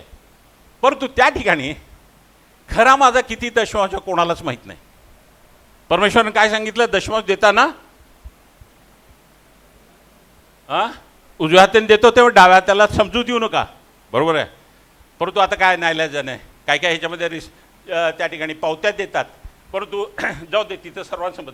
परंतु त्या ठिकाणी म्हणून मी काय केलं की आपण काय करायचं, दशमांश देतो ना, त्या ठिकाणी अमाऊंट टाकली, तिथं लिहिली, पण एक्झॅक्ट अमाऊंट किती कोणाला माहिती आहे? फक्त माझ्या परमेश्वराला माहिती आहे. आणि ती जी अमाऊंट आहे त्याच्यापेक्षा अधिक मी जी देतो, त्याप्रमाणे परमेश्वर बोलतो, अरे दशमांश म्हणजे किती? 10,000 दिला म्हणजे 1,000 ह्यांनी द्यायला पाहिजे ना. परंतु हे 20,000 रुपये द्यायला आलेत, म्हणजे तेवढं मला ह्याला द्यायला पाहिजे. मग तो तिथं तो वाढवतो, तिथं तो वाढवतो. मला काय करावं लागत नाही, परमेश्वर म्हणतो हा अगोदरच जास्ती द्यायला आहे, अगोदरच जास्ती द्यायला आहे, मग ह्याला काय करा, त्याला द्या. इथं पण कोणाला समजत नाही, तिथं पण भरपूर आशीर्वाद मिळतात. पुढच्या महिन्यामध्ये गेल्यानंतर त्या ठिकाणी ती अमाऊंट वाढलेली असते. का वाढलेली असते? कारण परमेश्वर इकडे वाढवलेली असते ती. आमेन. या अशा गोष्टी करायच्या, परमेश्वरला गुंतून घ्यायचं त्याच्यामध्ये. चौथी गोष्ट,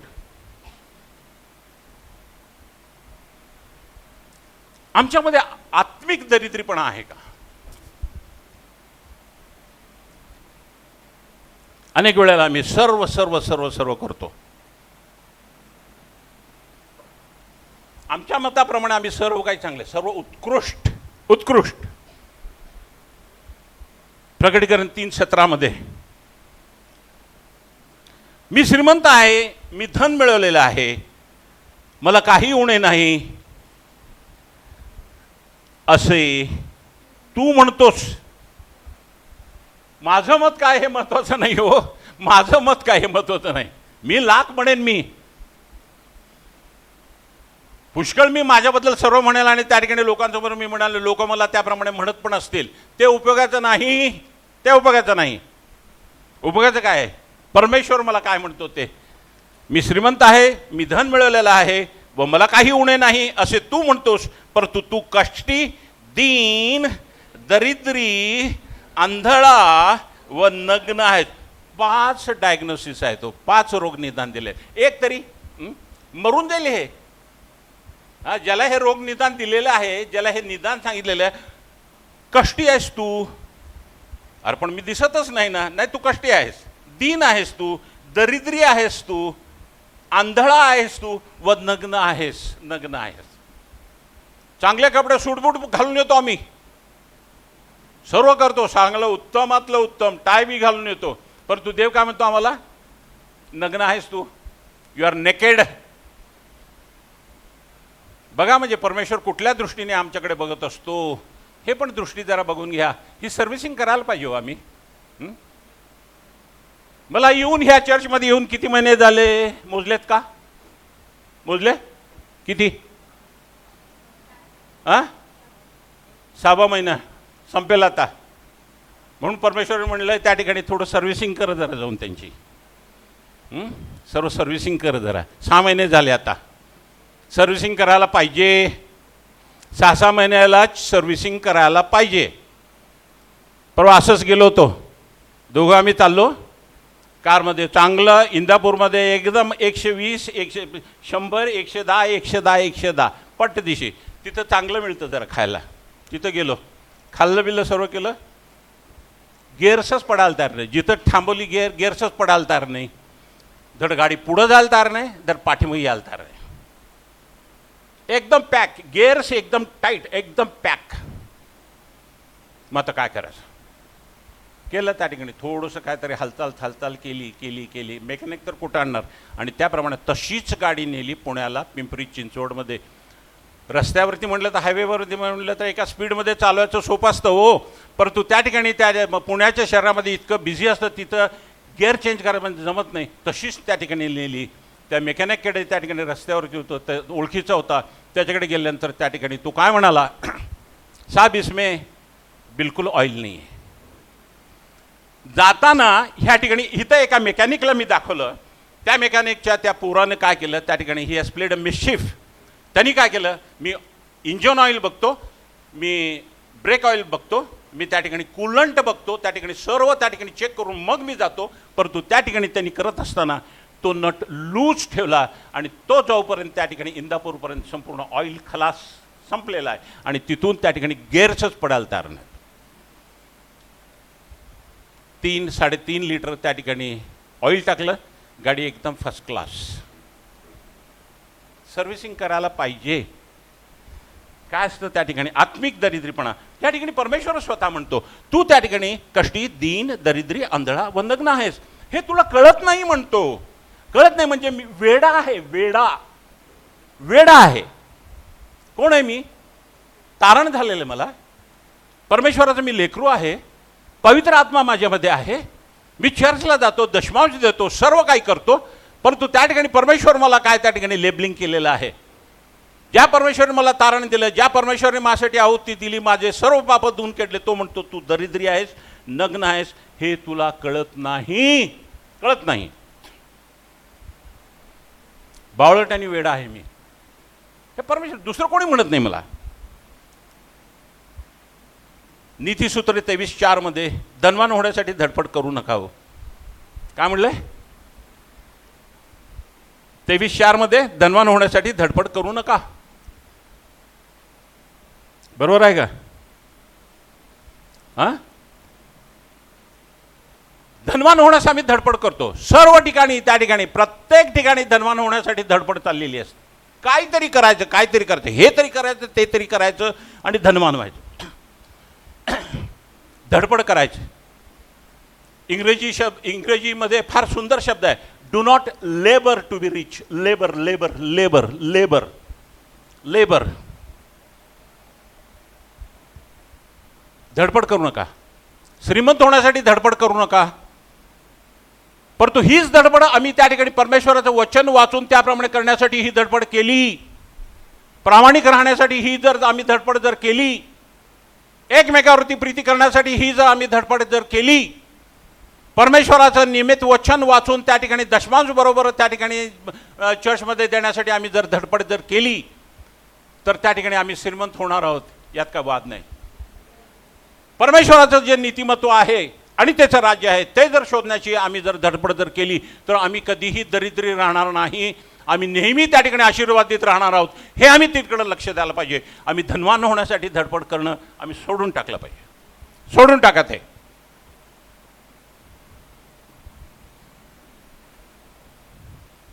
प्रकटीकरण 3:18 मध्ये म्हणून परमेश्वर त्या ठिकाणी मी तुला मसलत देतो की श्रीमंत होण्यासाठी तू अग्नीने शुद्ध केलेले सोने माझ्यापासून विकत घे. भारतामध्ये सोनं शुद्ध नाही हो, विकत घ्यायला जाऊ नका, अशुद्ध आहे ते. काय म्हणतो परमेश्वर? अग्नीने शुद्ध केलेले सोने माझ्यापासून विकत घे. अग्नीने शुद्ध केलेले सोनं माझ्यापासून तू विकत घे. तुझी लज्जास्पद नग्नता दिसण्यात येऊ नये म्हणून नेसाला शुभ्र वस्त्रे विकत घे आणि तुला दृष्टी यावी म्हणून डोळ्यात घालण्यास अंजन विकत घे. शुद्ध सोनं म्हणजे काय? देवाचं वचन हे शुद्ध सोनं आहे. 1:17 ते 52 कशी सोन्यापेक्षा इष्ट आणि पोळामधून वाहणाऱ्या मधापेक्षा ते इष्ट आहे. इष्ट आहे, फार गोड आहे ते, फार गोड आहे. ते विकत घ्या, ते साठवा, ते साठवा. ते शुद्ध सोनं आहे. ते 7 वेळा भट्टीमध्ये टाकून त्या ठिकाणी शुद्ध केलेलं ते सोनं आहे. त्या ठिकाणी ते सोनं तुमच्याकडे राहू द्या. वचन काय आहे? 8:11 प्रमाणे हे बीज आहे ते त्या ठिकाणी पेरा, तुमच्या हृदयामध्ये ते पेरा, चांगल्या जमिनीमध्ये पेरा. त्या ठिकाणी त्याचं काय होतं? त्या ठिकाणी त्याचं पीक येतं. पीक येतं. काय, कुठलं पीक पाहिजे तुम्हाला? समृद्धी पाहिजे, पैसा पाहिजे, आरोग्य पाहिजे, हां, काय पाहिजे तुम्हाला? त्या ठिकाणी 66 त्या ठिकाणी थैल्या आहेत, बियाच्या थैल्या आहेत. त्याच्यामध्ये तुम्ही शोधा तुम्हाला जे काय पाहिजे ते. त्याप्रमाणे त्या ठिकाणी तुम्ही ते घ्या आणि ते पेरा तुमच्या हृदयामध्ये आणि त्याच्याकडे तुम्ही लक्ष द्या. त्या ठिकाणी काय होईल? तुम्हाला ते येईल.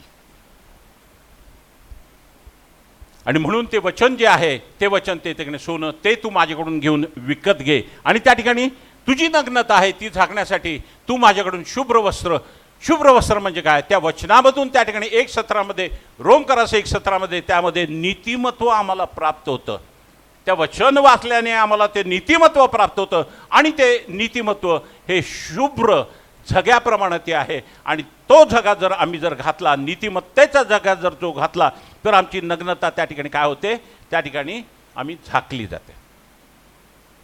दावीद म्हणतो, हे वचन माझ्या पावलासाठी दिवा आणि माझ्या मार्गासाठी हे प्रकाश आहे. हे अंजन आहे, हे अंजन आहे, हे अंजन आहे, हे ऑइंटमेंट आहे.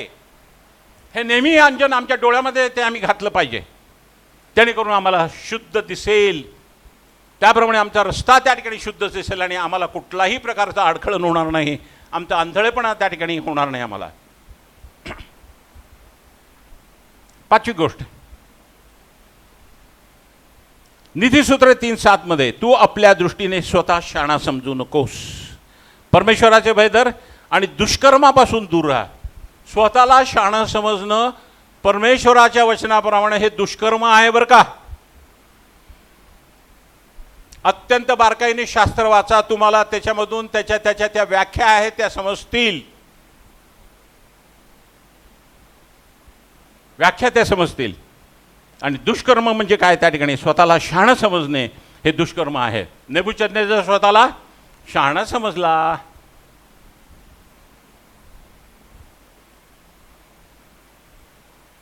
दुष्कर्मापासून दूर राहा. स्वतःला शहाणा समजणं हे दुष्कर्म आहे.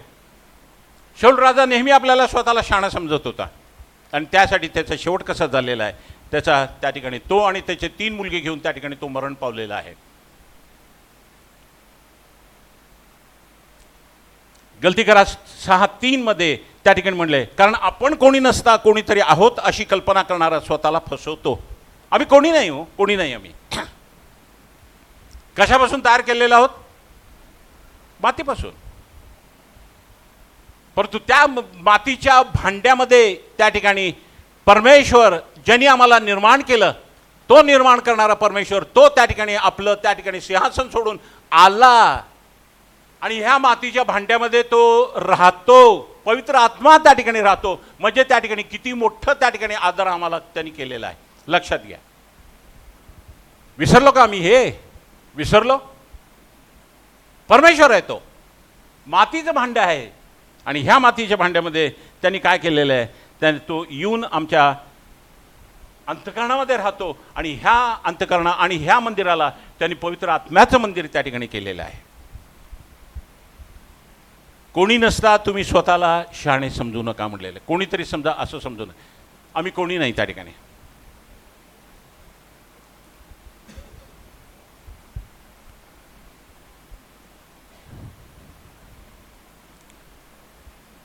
लूक 17:10 मध्ये त्याप्रमाणे तुम्हाला सांगितलेली सर्व कामे केल्यानंतर आम्ही निरुपयोगी दास आहोत, आम्ही आमचे कर्तव्य केले आहे असे म्हणा. सर्व आम्हाला सांगितलं करायला, सर्व आम्हाला सांगितलं नाही. पण काही लोकांचं असतं ना, जात थोडं जा, त्यांचा आदर करा जरा, त्यांना बरं वाटतं. त्यांचा आदर करा, त्यांना पुष्पगुच्छ द्या, त्यांना बरं वाटतं. परमेश्वर मंदिरामध्ये हे चालत नाही, नाही चालत. सर्व कामं केल्यानंतर, त्याप्रमाणे तुम्हाला सांगितलेले सर्व कामं केल्यानंतर आम्ही निरुपयोगी दास आहोत, आम्ही आमचे कर्तव्य केले असे तुम्ही म्हणायला पाहिजे. आमचा आदर करणारा कोण आहे? परमेश्वर आहे. परमेश्वर आमचा आदर करतो, त्याला काय सांगायची आवश्यकता नाही. मनुष्याच्या आदरापेक्षा परमेश्वराचा आदर हे फार महत्त्वाचं आहे, फार महत्त्वाचं आहे. जर आम्ही त्या ठिकाणी परमेश्वराला आदर करण्याला आम्ही देत नाही आणि आम्हीच त्या ठिकाणी मध्ये जाऊन आम्ही त्या माणसाचा आदर जर करत असू तर परमेश्वर आमचा आदर तो करणार नाही, हे आम्ही लक्षात घेतलं पाहिजे. याकोब 4:6 मध्ये तो अधिक कृपा करतो म्हणून शास्त्र म्हणते, देव गर्विष्ठांचा विरोध करतो आणि लीनावरती कृपा करतो. गर्व काढून टाका, गर्व काढून टाका. कृपा येत नाही, कृपा येत नाही, कृपा येत नाही. दुसऱ्या मरणांमध्ये आमची गणना होत आहे का, हे लक्षात घ्या. दुसरं मरण आहे, पहिले एक मरण आहे, त्या ठिकाणी दुसरं मरण आहे. त्या मरणामध्ये आमची गणती होते का, आम्ही गणले जातो का त्या दुसऱ्या मरणामध्ये, हे तुम्ही बघा. प्रकटीकरण 21:8. परंतु भेकड, विश्वास न ठेवणारे, अमंगळ, खून करणारे म्हणजे द्वेष करणारे, जारकर्मी, चेटकी, मूर्तिपूजक व सर्व लबाड माणसे ह्यांच्या वाट्यास अग्नीचे व गंधकाचे सरोवर येईल. हेच ते दुसरे मरण आहे, हेच ते दुसरे मरण आहे. अनेक गोष्टी सांगितल्या त्या ठिकाणी. भेकड, विश्वास न ठेवणारे, अमंगळ, खून करणारे म्हणजे द्वेष करणारे. द्वेष करतो आम्ही. द्वेष करणे म्हणजे काय? खून करणे. आणि सर्वात महत्त्वाचं जे आहे, व सर्व लबाड माणसे ह्यांच्या वाट्यास अग्नीचे व गंधकाचे सरोवर येईल, हेच ते दुसरे मरण आहे. लबाडी फार सहजरित्या करतो आम्ही, सहजरित्या करतो आम्ही. आम्ही जर घरात बसलेलं असेल, कोण जर आमच्या घरामध्ये आले असेल आणि आमच्याबद्दल विचारत जर असेल तर जा रे जा, सांग, जा घरात नाही आहे, जा सांगून ये घरात नाही आहे. कशाला तो येतो बिचारा? कशाला तो घरामध्ये? काय तुमच्या दरवाजा तोडून घरामध्ये येणार आहे का तुम्हाला विचारायला? हां, काय तुम्ही केलं? तुम्ही तुमच्या पोराच्या मनामध्ये ते बीज पेरलेलं आहे खोटं बोलण्याचा. माझा बाप खोटं बोलतो म्हणून मी खोटं बोलतो. काय म्हणलेलं आहे? हां, 8:44. Come on, go to 8:44. योहान 8:44.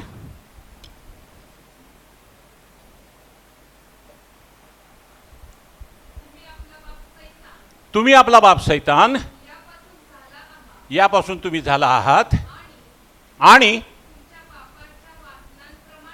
तुमच्या बापाच्या वासनांप्रमाणे तुम्ही त्याप्रमाणे तुम्ही करता. तो प्रारंभापासून मनुष्याचा घात करणार आहे.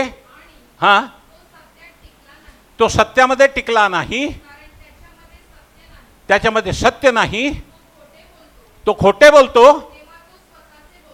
आणि तो स्वतःचे बोलतो, कारण तो लबाड आणि तो लबाडीचा बाप आहे. कोण आहे तो? लबाड आणि लबाडीचा बाप आहे. आम्ही खोटं बोलल्यानंतर आम्ही त्या ठिकाणी सिद्ध करून देतो की आम्ही त्याचे पोरं आहोत. जा रे जा, पाठदिशी सांगितलं जा, ते पण पळत जातं. नाही, पप्पा नाहीत घरामध्ये, पप्पा नाहीत घरात. हसत हसत सांगतं पप्पा नाहीत घरात. काय झालं? तुम्ही तुमची नोंद दुसऱ्या मरणामध्ये करून ठेवलेली आहे. लक्षात ठेवा, विसरू नका. हे सोपं नाही आहे ते. हे इतक्या छोट्या प्रमाणामध्ये आहे, परंतु हे फार गहन आणि फार महत्वाचं आणि फार सिरियस आहे.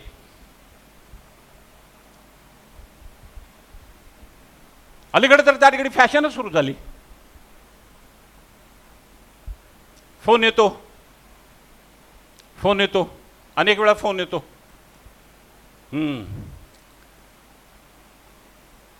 कुठं आहात तुम्ही?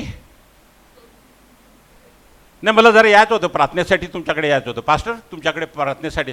नाही, मी नाही, मी बारामतीला गेलो. बारामतीला आहे सध्या, मी बारामतीवर न बोलतो. तिथंच आहे. परंतु त्या ठिकाणी काय म्हणले? नाही, मला जर यायचं होतं तुमच्याकडे प्रार्थनेसाठी. हो, बरोबर आहे, सर्व आहे, परंतु आता मी नाहीच ना, घरामध्येच नाही आहे. मी कुठं आहे आता? फोनवरती बोलायचं सोपं आहे, फार सोपं आहे. कोण बघायला गेलं तुमच्या फोनवरती? तुम्ही कुठं हित आहात का तुम्ही त्या ठिकाणी स्मशानात आहात? कोण बघायला येतं तुमच्याकडे? हां, परंतु तुम्ही बोलून गेला त्या ठिकाणी, तुम्ही दाखवलं तुम्ही कोणाचे संतान आहात. परमेश्वराचे जे डेडिकेटेड आणि डिवोटेड गोष्टी आहेत, परमेश्वराला समर्पण केलेल्या गोष्टी आहेत, त्यांना कधीही हात लावण्याचा प्रयत्न करू नका.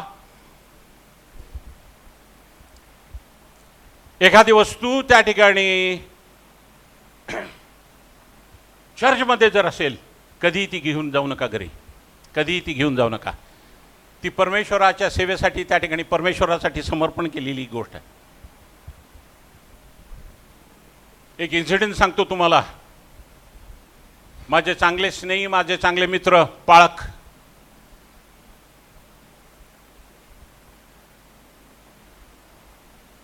प्रत्येक वेळेला त्या ठिकाणी चर्चच्या त्या ठिकाणी पैशांमधनं त्या ठिकाणी पुष्कळ अमाऊंट ते घेणार आणि त्या ठिकाणी ते वापरणार.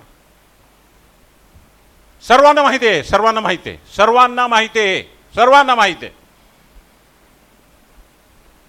त्याचा वापर ते करणार. एक दिवशीच असंच त्यांना इमर्जन्सी त्या ठिकाणी जावं लागलं. त्या ठिकाणी पण त्यांना ते पैसे मिळणार होते, त्यासाठी ते निघाले. कारमध्ये ते निघाले.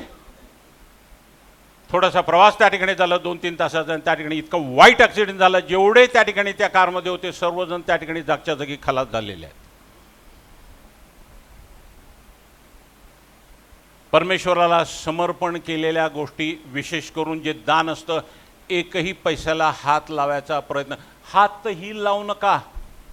फार मोठा अभिषेक असतो त्याच्यामध्ये, फार मोठा अभिषेक असतो त्या दानामध्ये.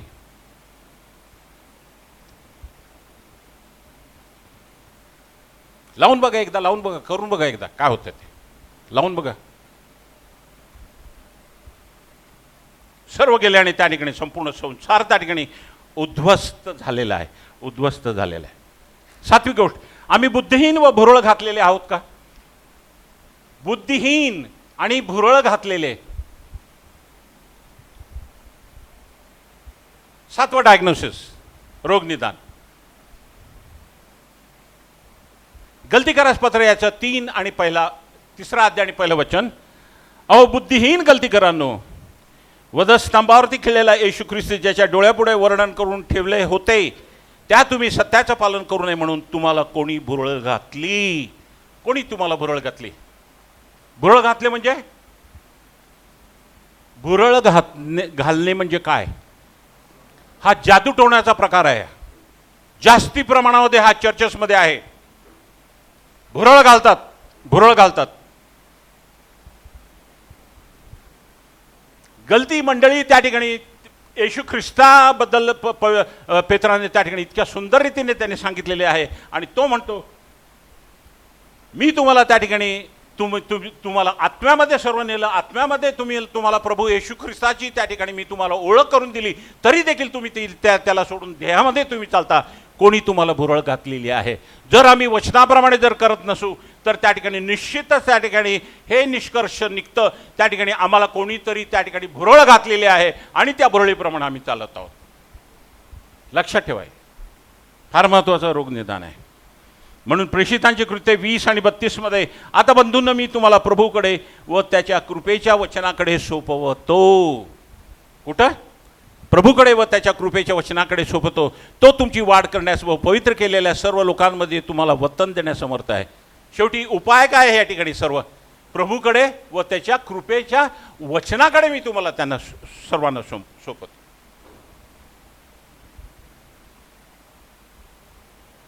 फार सहजरित्या चर्चेसमध्ये भुरळ घालण्याचा प्रकार चाललेला आहे, फार सोप्या रीतीने. बाहेर कोणी तुम्हाला भुरळ घालणार नाही हो. लक्षात ठेवा, बाहेर तुमचा कोणाशीही संबंध येत नाही.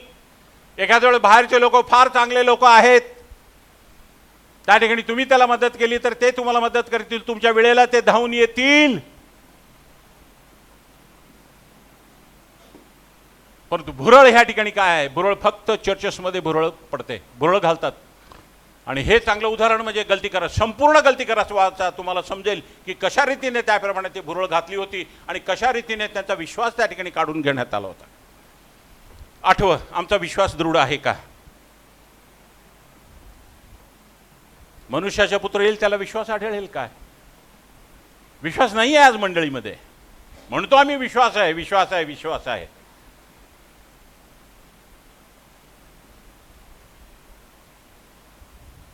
हन्नाचा दृढ विश्वास बघा,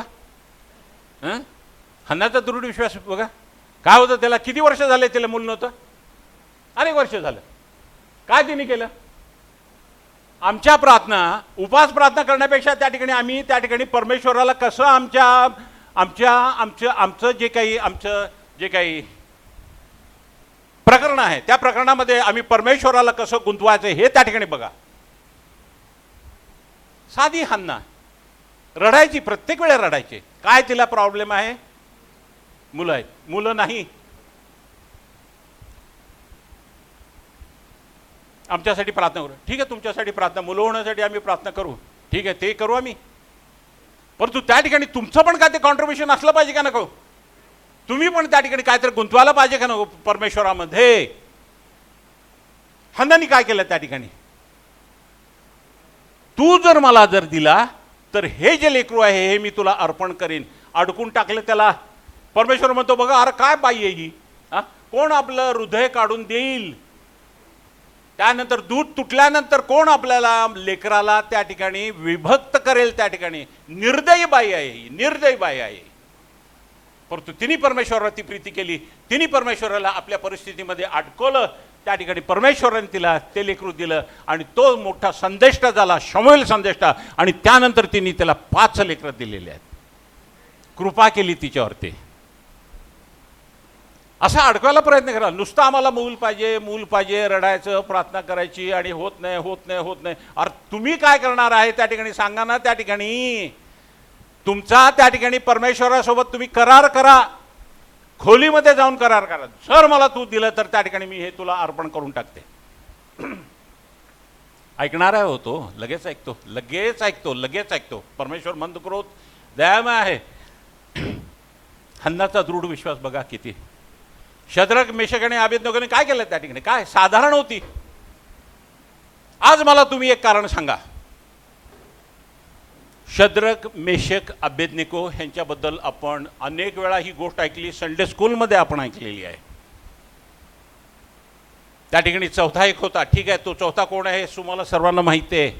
बरं, तो आता आमच्यामध्ये आहे. त्याच्यासोबत होता परंतु तो आमच्यामध्ये आहे. आमेन. येस. आता एक कारण मला सांगा, एक त्या ठिकाणी उत्तर द्या की ते तिघं का मेले नाहीत?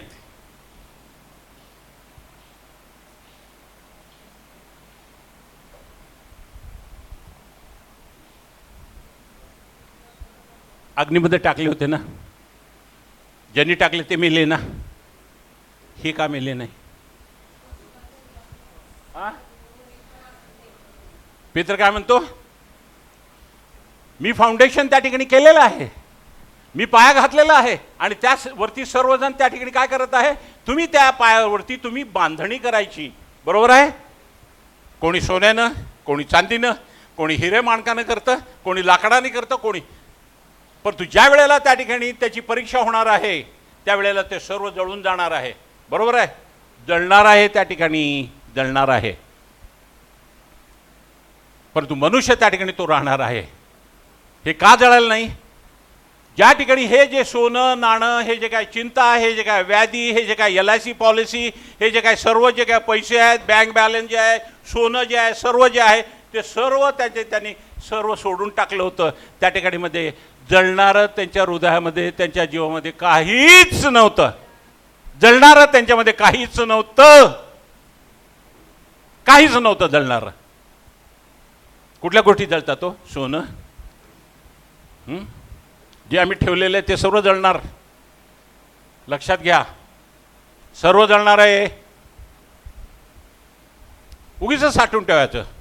जमिनीला लावायच्या, फ्लॅटला फ्लॅट लावून टाकायचे, त्या ठिकाणी शेताला शेतं लावून टाकायचे. खातो किती तर एवढंच खातो. आणि त्याच्यामध्ये पण डॉक्टरने सांगितलं शुगर आहे, शुगर खायची नाही, मीठ खायचं नाही, मटण खायचं नाही, फॅट आहे त्याच्यामध्ये, दूध प्यायचं नाही. मग खायचं काय? आणि मग एवढं साठवून ठेवलेलं डोंबलं जे आहे ते कोणासाठी? नीट राहणं, त्या ठिकाणी विश्वासानं राहा, प्रीतीने राहा, प्रीती करा. सर्व खावं, सर्व खा. रसगुल्ला खायचा तर रसगुल्ला खा, त्याच्यानंतर गुल्ला ते उरलेलं ते पण पिऊन टाका. काही होत नाही तुम्हाला, परंतु त्या ठिकाणी हे जे विश्वास आणि त्या ठिकाणी प्रीती आहे त्याच्यावरती चालायला नेहमी शिकायला पाहिजे. आम्ही नेहमी शिकायला पाहिजे. आणि ते जर असलं तर त्या ठिकाणी आमची प्रीती थंडावली, कधीच आमची प्रीती थंडावली नाही पाहिजे. शेवटच्या दिवसामध्ये प्रीती थंडावणार आहे, तिकडे लक्ष द्या. प्रीती थंडावली नाही पाहिजे. कोणाचंही काय होऊ दे, आमची प्रीती थंडावली नाही पाहिजे. आणि 10वं वचन त्या ठिकाणी, देवाची कृपा कधीही व्यर्थ जाऊ देऊ नका. देवाची कृपा त्या ठिकाणी कधीही व्यर्थ जाऊ देऊ नका. आता त्या ठिकाणी 12:30 झाले, एक 5 मिनटं घेतो मी तुम्हाला. स्मार्ट टिप्स सांगतो. स्मार्ट टिप्स 7 टिप्स आहेत त्या ठिकाणी. काय करायचं. इंजिन ऑइल बदला. प्रत्येक वेळेला इंजिन ऑइल बदला. इंजिन ऑइल बदलायचं बरं का. मी सांगितलं त्याप्रमाणे तसं होतं. गिअर्सच पडत नाही त्या ठिकाणी. इंजिन गाडी पुढं सरकत नाही. काय इंजिन ऑइल आहे? नेहमी अंतःकरणामध्ये वचन राहू द्या. मोठ्या प्रमाणामध्ये वचन राहू द्या. गाडी नेहमी त्या ठिकाणी भन्नाट पळेल. सुपर एक्सप्रेस हायवेवर न पळेल. कळलं का? भन्नाट म्हणजे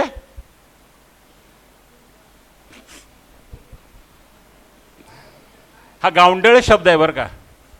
कधी कधी गावंढळ शब्द पण वापरावा लागतो म्हणजे फार चांगल्या रीतीने समजतं. कळलं का? फार चांगल्या रीतीने समजतं. जाऊ दे, एक एक एक उदाहरण ते मी पुढच्या वेळी मी तुम्हाला सांगेन, कळलं का? इंजिन ऑइल, हां, इंजिन ऑइल टाकायला पाहिजे, हृदय नेहमी स्वच्छ ठेवायला पाहिजे आणि त्याच्यामध्ये वचन असलं पाहिजे. जर त्याच्यामध्ये वचन जर नसलं तर त्या ठिकाणी इंजन अडकतं बरं का. जे काय पाहिलं तिथंच अडकतं. दाविदाच्या गोष्टीमध्ये हेच झालं. ब्रेक ऑइल पाहिजे, ब्रेक ऑइल पण बघावं लागतं, तपासावं लागतं. ब्रेकमध्ये त्या ठिकाणी ऑइल असतं आणि त्या ठिकाणी ते ब्रेक ऑइल त्या ठिकाणी घालावं लागतं. जर ते जर नसेल, कमी जर असेल, त्या ठिकाणी ब्रेकच लागत नाही. गाडी सुसाट, जा रे, बोलून आण तिकडे, बोलून आण, झाला घोट झाली. आणि मग नंतर संडे स्कूल पुष्कळ दिवस बंद होतं, पुष्कळ दिवस बंद होतं. मग नंतर परमेश्वर म्हणतो, जा नाताना, संडे स्कूल बंद झालं आहे तिथं, तिथं जाऊन त्यांना सांग, दाविदा ही गोष्ट झाली, त्यांनी असं केलं बघ. अरे काय, त्याला मारायला पाहिजे होतं नातान, तू का सोडलं त्याला? अरे तूच आहेस. आणि त्या ठिकाणी त्यांनी परमेश्वराची क्षमा केली. तो नम्र झाला आणि परमेश्वराला म्हणाला, मला तू क्षमा कर. आणि त्याच वेळेला क्षमा केल्यानंतर त्या ठिकाणी दुसरं वचन त्या ठिकाणी लिहिलेलं आहे. त्या ठिकाणी तू मरणार होता पण तू आता मरणार नाहीस. आणि त्या ठिकाणी त्याचं लेकरू त्या ठिकाणी जे जन्मल ते मेलेलं आहे. त्या ठिकाणी काय त्या ठिकाणी पाहिजे? नेहमी त्या ठिकाणी गेअर ऑइल जे आहे, त्या ठिकाणी ब्रेक ऑइल जे आहे ते तपासा आणि त्या ठिकाणी ते नेहमी ते वचन असलं पाहिजे. कळलं का? स्तोत्र 119 आणि 105 मध्ये म्हणून तर त्यांनी लिहिलं, तुझे वचन माझ्या पावलांसाठी दिव्यासारखे व माझ्या मार्गावरती प्रकाशासारखे आहे.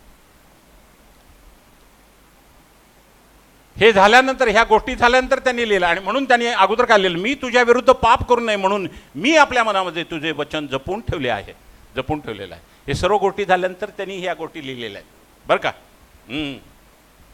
त्याला समजलं आता. हे वचन त्या ठिकाणी नेहमी वाचल्यानंतर, जेवण केल्यानंतर पटपट भाकरी घातलेली लगेच गुळून टाकतो का? नाही. चावतो. यहोशुआ 1:8 मध्ये लिहिलेलं आहे, नियमशास्त्राचा ग्रंथ तुझ्या मुखी सदैव असू दे, त्यात जे काही लिहिलेलं आहे ते काळजीपूर्वक पाळ आणि रात्रंदिवस त्याचे मनन कर, म्हणजे तुझा मार्ग सुखाचा होईल व तुला यश प्राप्ती घडेल. नीट चावायला पाहिजे, रवंत करायला पाहिजे. म्हशीकडे बघा, गाईकडे बघा, चांगली मस्तपैकी त्या ठिकाणी त्या चिखलात बसलेली असते, परंतु त्या ठिकाणी तोंड चालू ठेवते. फार हुशार आहे म्हैस. म्हशीकडे जाऊन त्या ठिकाणी बसा, पोतं घाला तिच्या समोर आणि तिच्याकडे बघा ती कशी रवंत करते. आम्ही तिथे राहत होतो तिथं पाठीमागे म्हशांचा गोठा होता. आम्ही लहान असताना त्या ठिकाणी ती खिडकी होती आणि त्याला असे बार्स होते. त्या बार्समध्ये त्या ठिकाणी बसणार.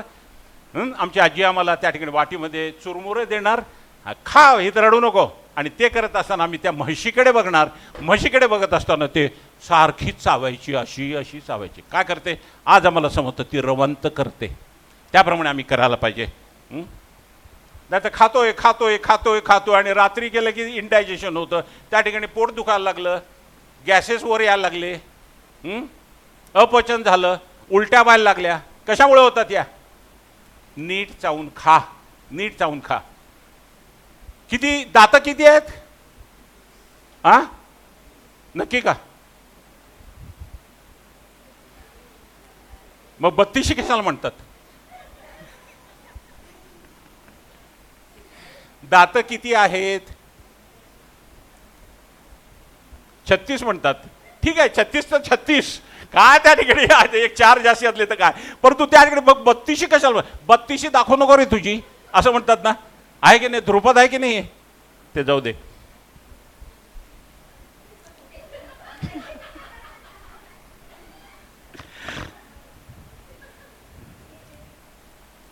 गाडीमध्ये एक प्रकार असतो त्या ठिकाणी, पाणी पण असतं त्या ठिकाणी. त्याला आता थोडंसं हे मॉडर्न ह्याच्यामध्ये कूलंट म्हणतात. कूलंट हिरवं लिक्विड, त्यांनी त्या ठिकाणी इंजन थंड ठेवतं. वचन मोठ्या प्रमाणामध्ये तुमच्या हृदयामध्ये असू दे, म्हणजे तुम्ही त्या ठिकाणी काय होणार? इफिस्कारास 4:26 मध्ये तुम्ही रागवा परंतु पाप करू नका, तुम्ही रागात असताना सूर्य मावळू नये. वचन जर असलं तर त्या ठिकाणी तुम्हाला ते नीतिमत्व आठवतं आणि त्या नीतिमत्वामुळे तुम्ही त्या ठिकाणी गोंधळ करत नाही, तुम्ही अपशब्द बोलत नाही, त्या ठिकाणी तुम्ही राग आवरता. आणि म्हणून त्या ठिकाणी हे कुलंट आमच्यामध्ये असणं फार गरजेचं आहे. पाचवी गोष्ट अलाइनमेंट. अलाइनमेंट म्हणजे समान रीतीने त्या ठिकाणी गाडीची बॅलन्सिंग नेहमी तपासायची. नाहीतर एक टायर त्या ठिकाणी काय घासतंय जास्ती, वेअर अँड टेअर आउट होतं, फाटतं त्या ठिकाणी. का तर त्या ठिकाणी गाडी त्या बाजूला त्या ठिकाणी झुकलेली आहे, खड्ड्यामधून गेली असेल, काहीतरी झालं असेल. परंतु त्या ठिकाणी अलाइनमेंट अलाइनमेंट अलाइनमेंट अलाइनमेंट. टायरमध्ये पण हवा पण बरोबर तेवढी पाहिजे, कळलं का? आणि अलाइनमेंट पण करायला पाहिजे. अलाइनमेंट म्हणजे बॅलन्सिंग. बॅलन्सिंग त्या ठिकाणी नीट असलं पाहिजे गाडीचं. जर त्या ठिकाणी दुसरे काहीतरी उपद्व्याप असल्याने त्या ठिकाणी असाध्य गोष्टी जर असल्या तर बॅलन्सिंग जातं जीवनामध्ये. घरामध्ये लक्षच नाही, बाहेर भानगडी भरपूर आहेत, असाध्य गोष्टी भरपूर आहेत, त्यामुळे बॅलन्सिंग चाललेलं आहे, बॅलन्सिंग बरोबर होत नाही. असाध्य गोष्टी नकोत. दावीद म्हणतो म्हणून मी आता असाध्य गोष्टीमध्ये मी लक्ष घालत नाही. असाध्य गोष्टी नकोत त्या ठिकाणी. परमेश्वराला अत्यंत प्रामाणिक असलं पाहिजे त्या ठिकाणी. आणि त्या ठिकाणी हवा म्हणजे त्या ठिकाणी काय आहे? What is air? Air is the pneuma म्हणतात. न्यूमा आमच्यामध्ये तो पवित्र आत्मा आहे. तो पवित्र आत्मा आमच्यामध्ये असल्या कारणानं आम्ही इतर त्या ठिकाणी तो आमचा शिक्षक आहे, तो आम्हाला मार्गदर्शन दाखवतो, तो सर्व आम्हाला अंधकारात नेतो आणि सर्व सत्यामध्ये तो नेतो. म्हणून त्याप्रमाणे तो आमच्यामध्ये आहे आणि आम्ही नेहमी त्या ठिकाणी त्याच्याकडे लक्ष द्यायला पाहिजे. गाडीचे लॅम्प आहे ते नीट स्वच्छ असले पाहिजे. तो नाहीतर त्या ठिकाणी ते चिखल बसलेला आहे तसा त्या ठिकाणी जाता आणि पुढे गेले की त्या काही दिसतच नाही. तसं नाही, ते असायला पाहिजे. मत्ते 6:22 डोळा शरीराचा दिवा आहे. बरोबर आहे, डोळा शरीराचा दिवा आहे. आणि तो शरीराचा दिवा जर आंधळा जर बरोबर नसेल तर संपूर्ण शरीरामध्ये त्या ठिकाणी अंधकार येतो. अंधकार येतो. प्रत्येक वेळेला आपल्या पवित्र आत्म्याला सामोरे जाऊ द्या. ख्रिस्तामध्ये एक सुवर्ण सल्ला, शेवटचा सल्ला बरं का. आम्ही सेलफोनमध्ये नाही, मग कोणामध्ये आहोत? ख्रिस्तामध्ये आहोत. कळलं का? परंतु आम्ही चित्र कुठलं प्रदर्शित करतो, कुठलं चित्र प्रकाशित करतो, कुठलं चित्र आम्ही दाखवतो? सदैव आम्ही त्या ठिकाणी अशामध्ये. एकदा तरी फार हे झालं, मला समजायलाच मार्ग नाही. एक छोटं सांगतो. एक एवढी पोरगी जीन्स वगैरे घातलेली आणि त्या ठिकाणी हे जे असं ना टॅब, एवढं मोठं टॅब त्या ठिकाणी असं करून त्या ठिकाणी काय बोलते मला पण माहित नाही. मी पहिल्यांदाच बघितलं ते. मला माहित होतं ते, परंतु मी पहिल्यांदा बघितलं. मला काय वाटलं कोणतरी येलं म्हणून त्या ठिकाणी ती काय करते, त्या ठिकाणी आपला चेहरा त्या ठिकाणी झाकालेली काय ती, असं मला वाटलं. परंतु त्या ठिकाणी ती बोलायलेली. कशावरती ती बोलते? टॅबवरती बोलते. टॅबवरती बोलते. आजकाल बघा काय चाललेलं आहे, काय चाललेलं आहे त्या ठिकाणी. कंटिन्यूस त्या ठिकाणी बोलतात. एकदा चाललो होतो त्या ठिकाणी, पुण्याला चाललो होतो, तर एक मुलगा त्या एक पोरगी होती. हे काढते, थोड्या वेळाने त्या ठिकाणी फोनवरती बोलते, ते सिम काढते, ते दुसरं सिम ती घालते आणि त्यानंतर ते सिम काढते, त्या ठिकाणी दुसरं सिम घालते. त्या ठिकाणी असे 5-6 सिम तिने घातले, कारण ते स्वस्त आहेत सिम म्हणून. काय चाललंय? काय चाललंय? काय चाललंय? काय आम्ही सारखं त्याच्यामध्ये 24 तास त्याच्यामध्ये असतो. आम्ही ख्रिस्तामध्ये आहोत, आम्हाला ते समजलं पाहिजे आणि त्याप्रमाणे आम्ही परमेश्वराचा आदर करून त्याच्याप्रमाणे ते वागलं पाहिजे. ओके. त्या ठिकाणी हे सर्व ज्या ठिकाणी आपण सांगितलं, हा ठिकाणी येशू ख्रिस्त कशाला आला? त्या ठिकाणी आमच्यामधला कचरा काढून टाकण्यासाठी तो आलेला आहे. हा सर्व आमच्यामधील कचरा आहे आणि तो नेहमी आम्ही काढून टाकला पाहिजे, हे आम्ही लक्षात घेतलं पाहिजे. प्रार्थना करूया आपण. सेनाधीश परमेश्वर, आम्ही तुझे मनापासून आभार मानतो. आम्ही तुला धन्यवाद देतो. खरोखर तू किती चांगला आहेस, आम्हाला तू आशीर्वादित केलंस. आणि आज प्रभू परमेश्वरा, तू जे काही निदानं तू केलेली आहेस तुझ्या वचनाच्याद्वारे, ही आम्हाला समजली आणि त्याप्रमाणे प्रभू परमेश्वरा आम्ही ते पाळण्यास आम्ही शिकणार आहोत. आणि त्याप्रमाणे आम्ही करणार आहोत. आम्हाला तू आशीर्वाद देते, आम्हाला सामर्थ्य दे आणि आमच्यावरती तू कृपादृष्टी कर. खरं तू किती चांगला आहे, तुझा अनुभव तू आज आम्हाला दिला, याबद्दल धन्यवाद. येशू ख्रिस्ताच्या थोर पवित्र गोड नावाने मागतो म्हणतो ऐक, आमेन. आता प्रभू येशू ख्रिस्ताची कृपा, देवबापाची प्रीती आणि पवित्र आत्म्याची गोड सहभागिता येथे जमलेल्या प्रत्येकांवरती, विशेष करून लहान थोरांवरती आतापासून सदा सर्व काळ असू दे. Amen. God bless you all.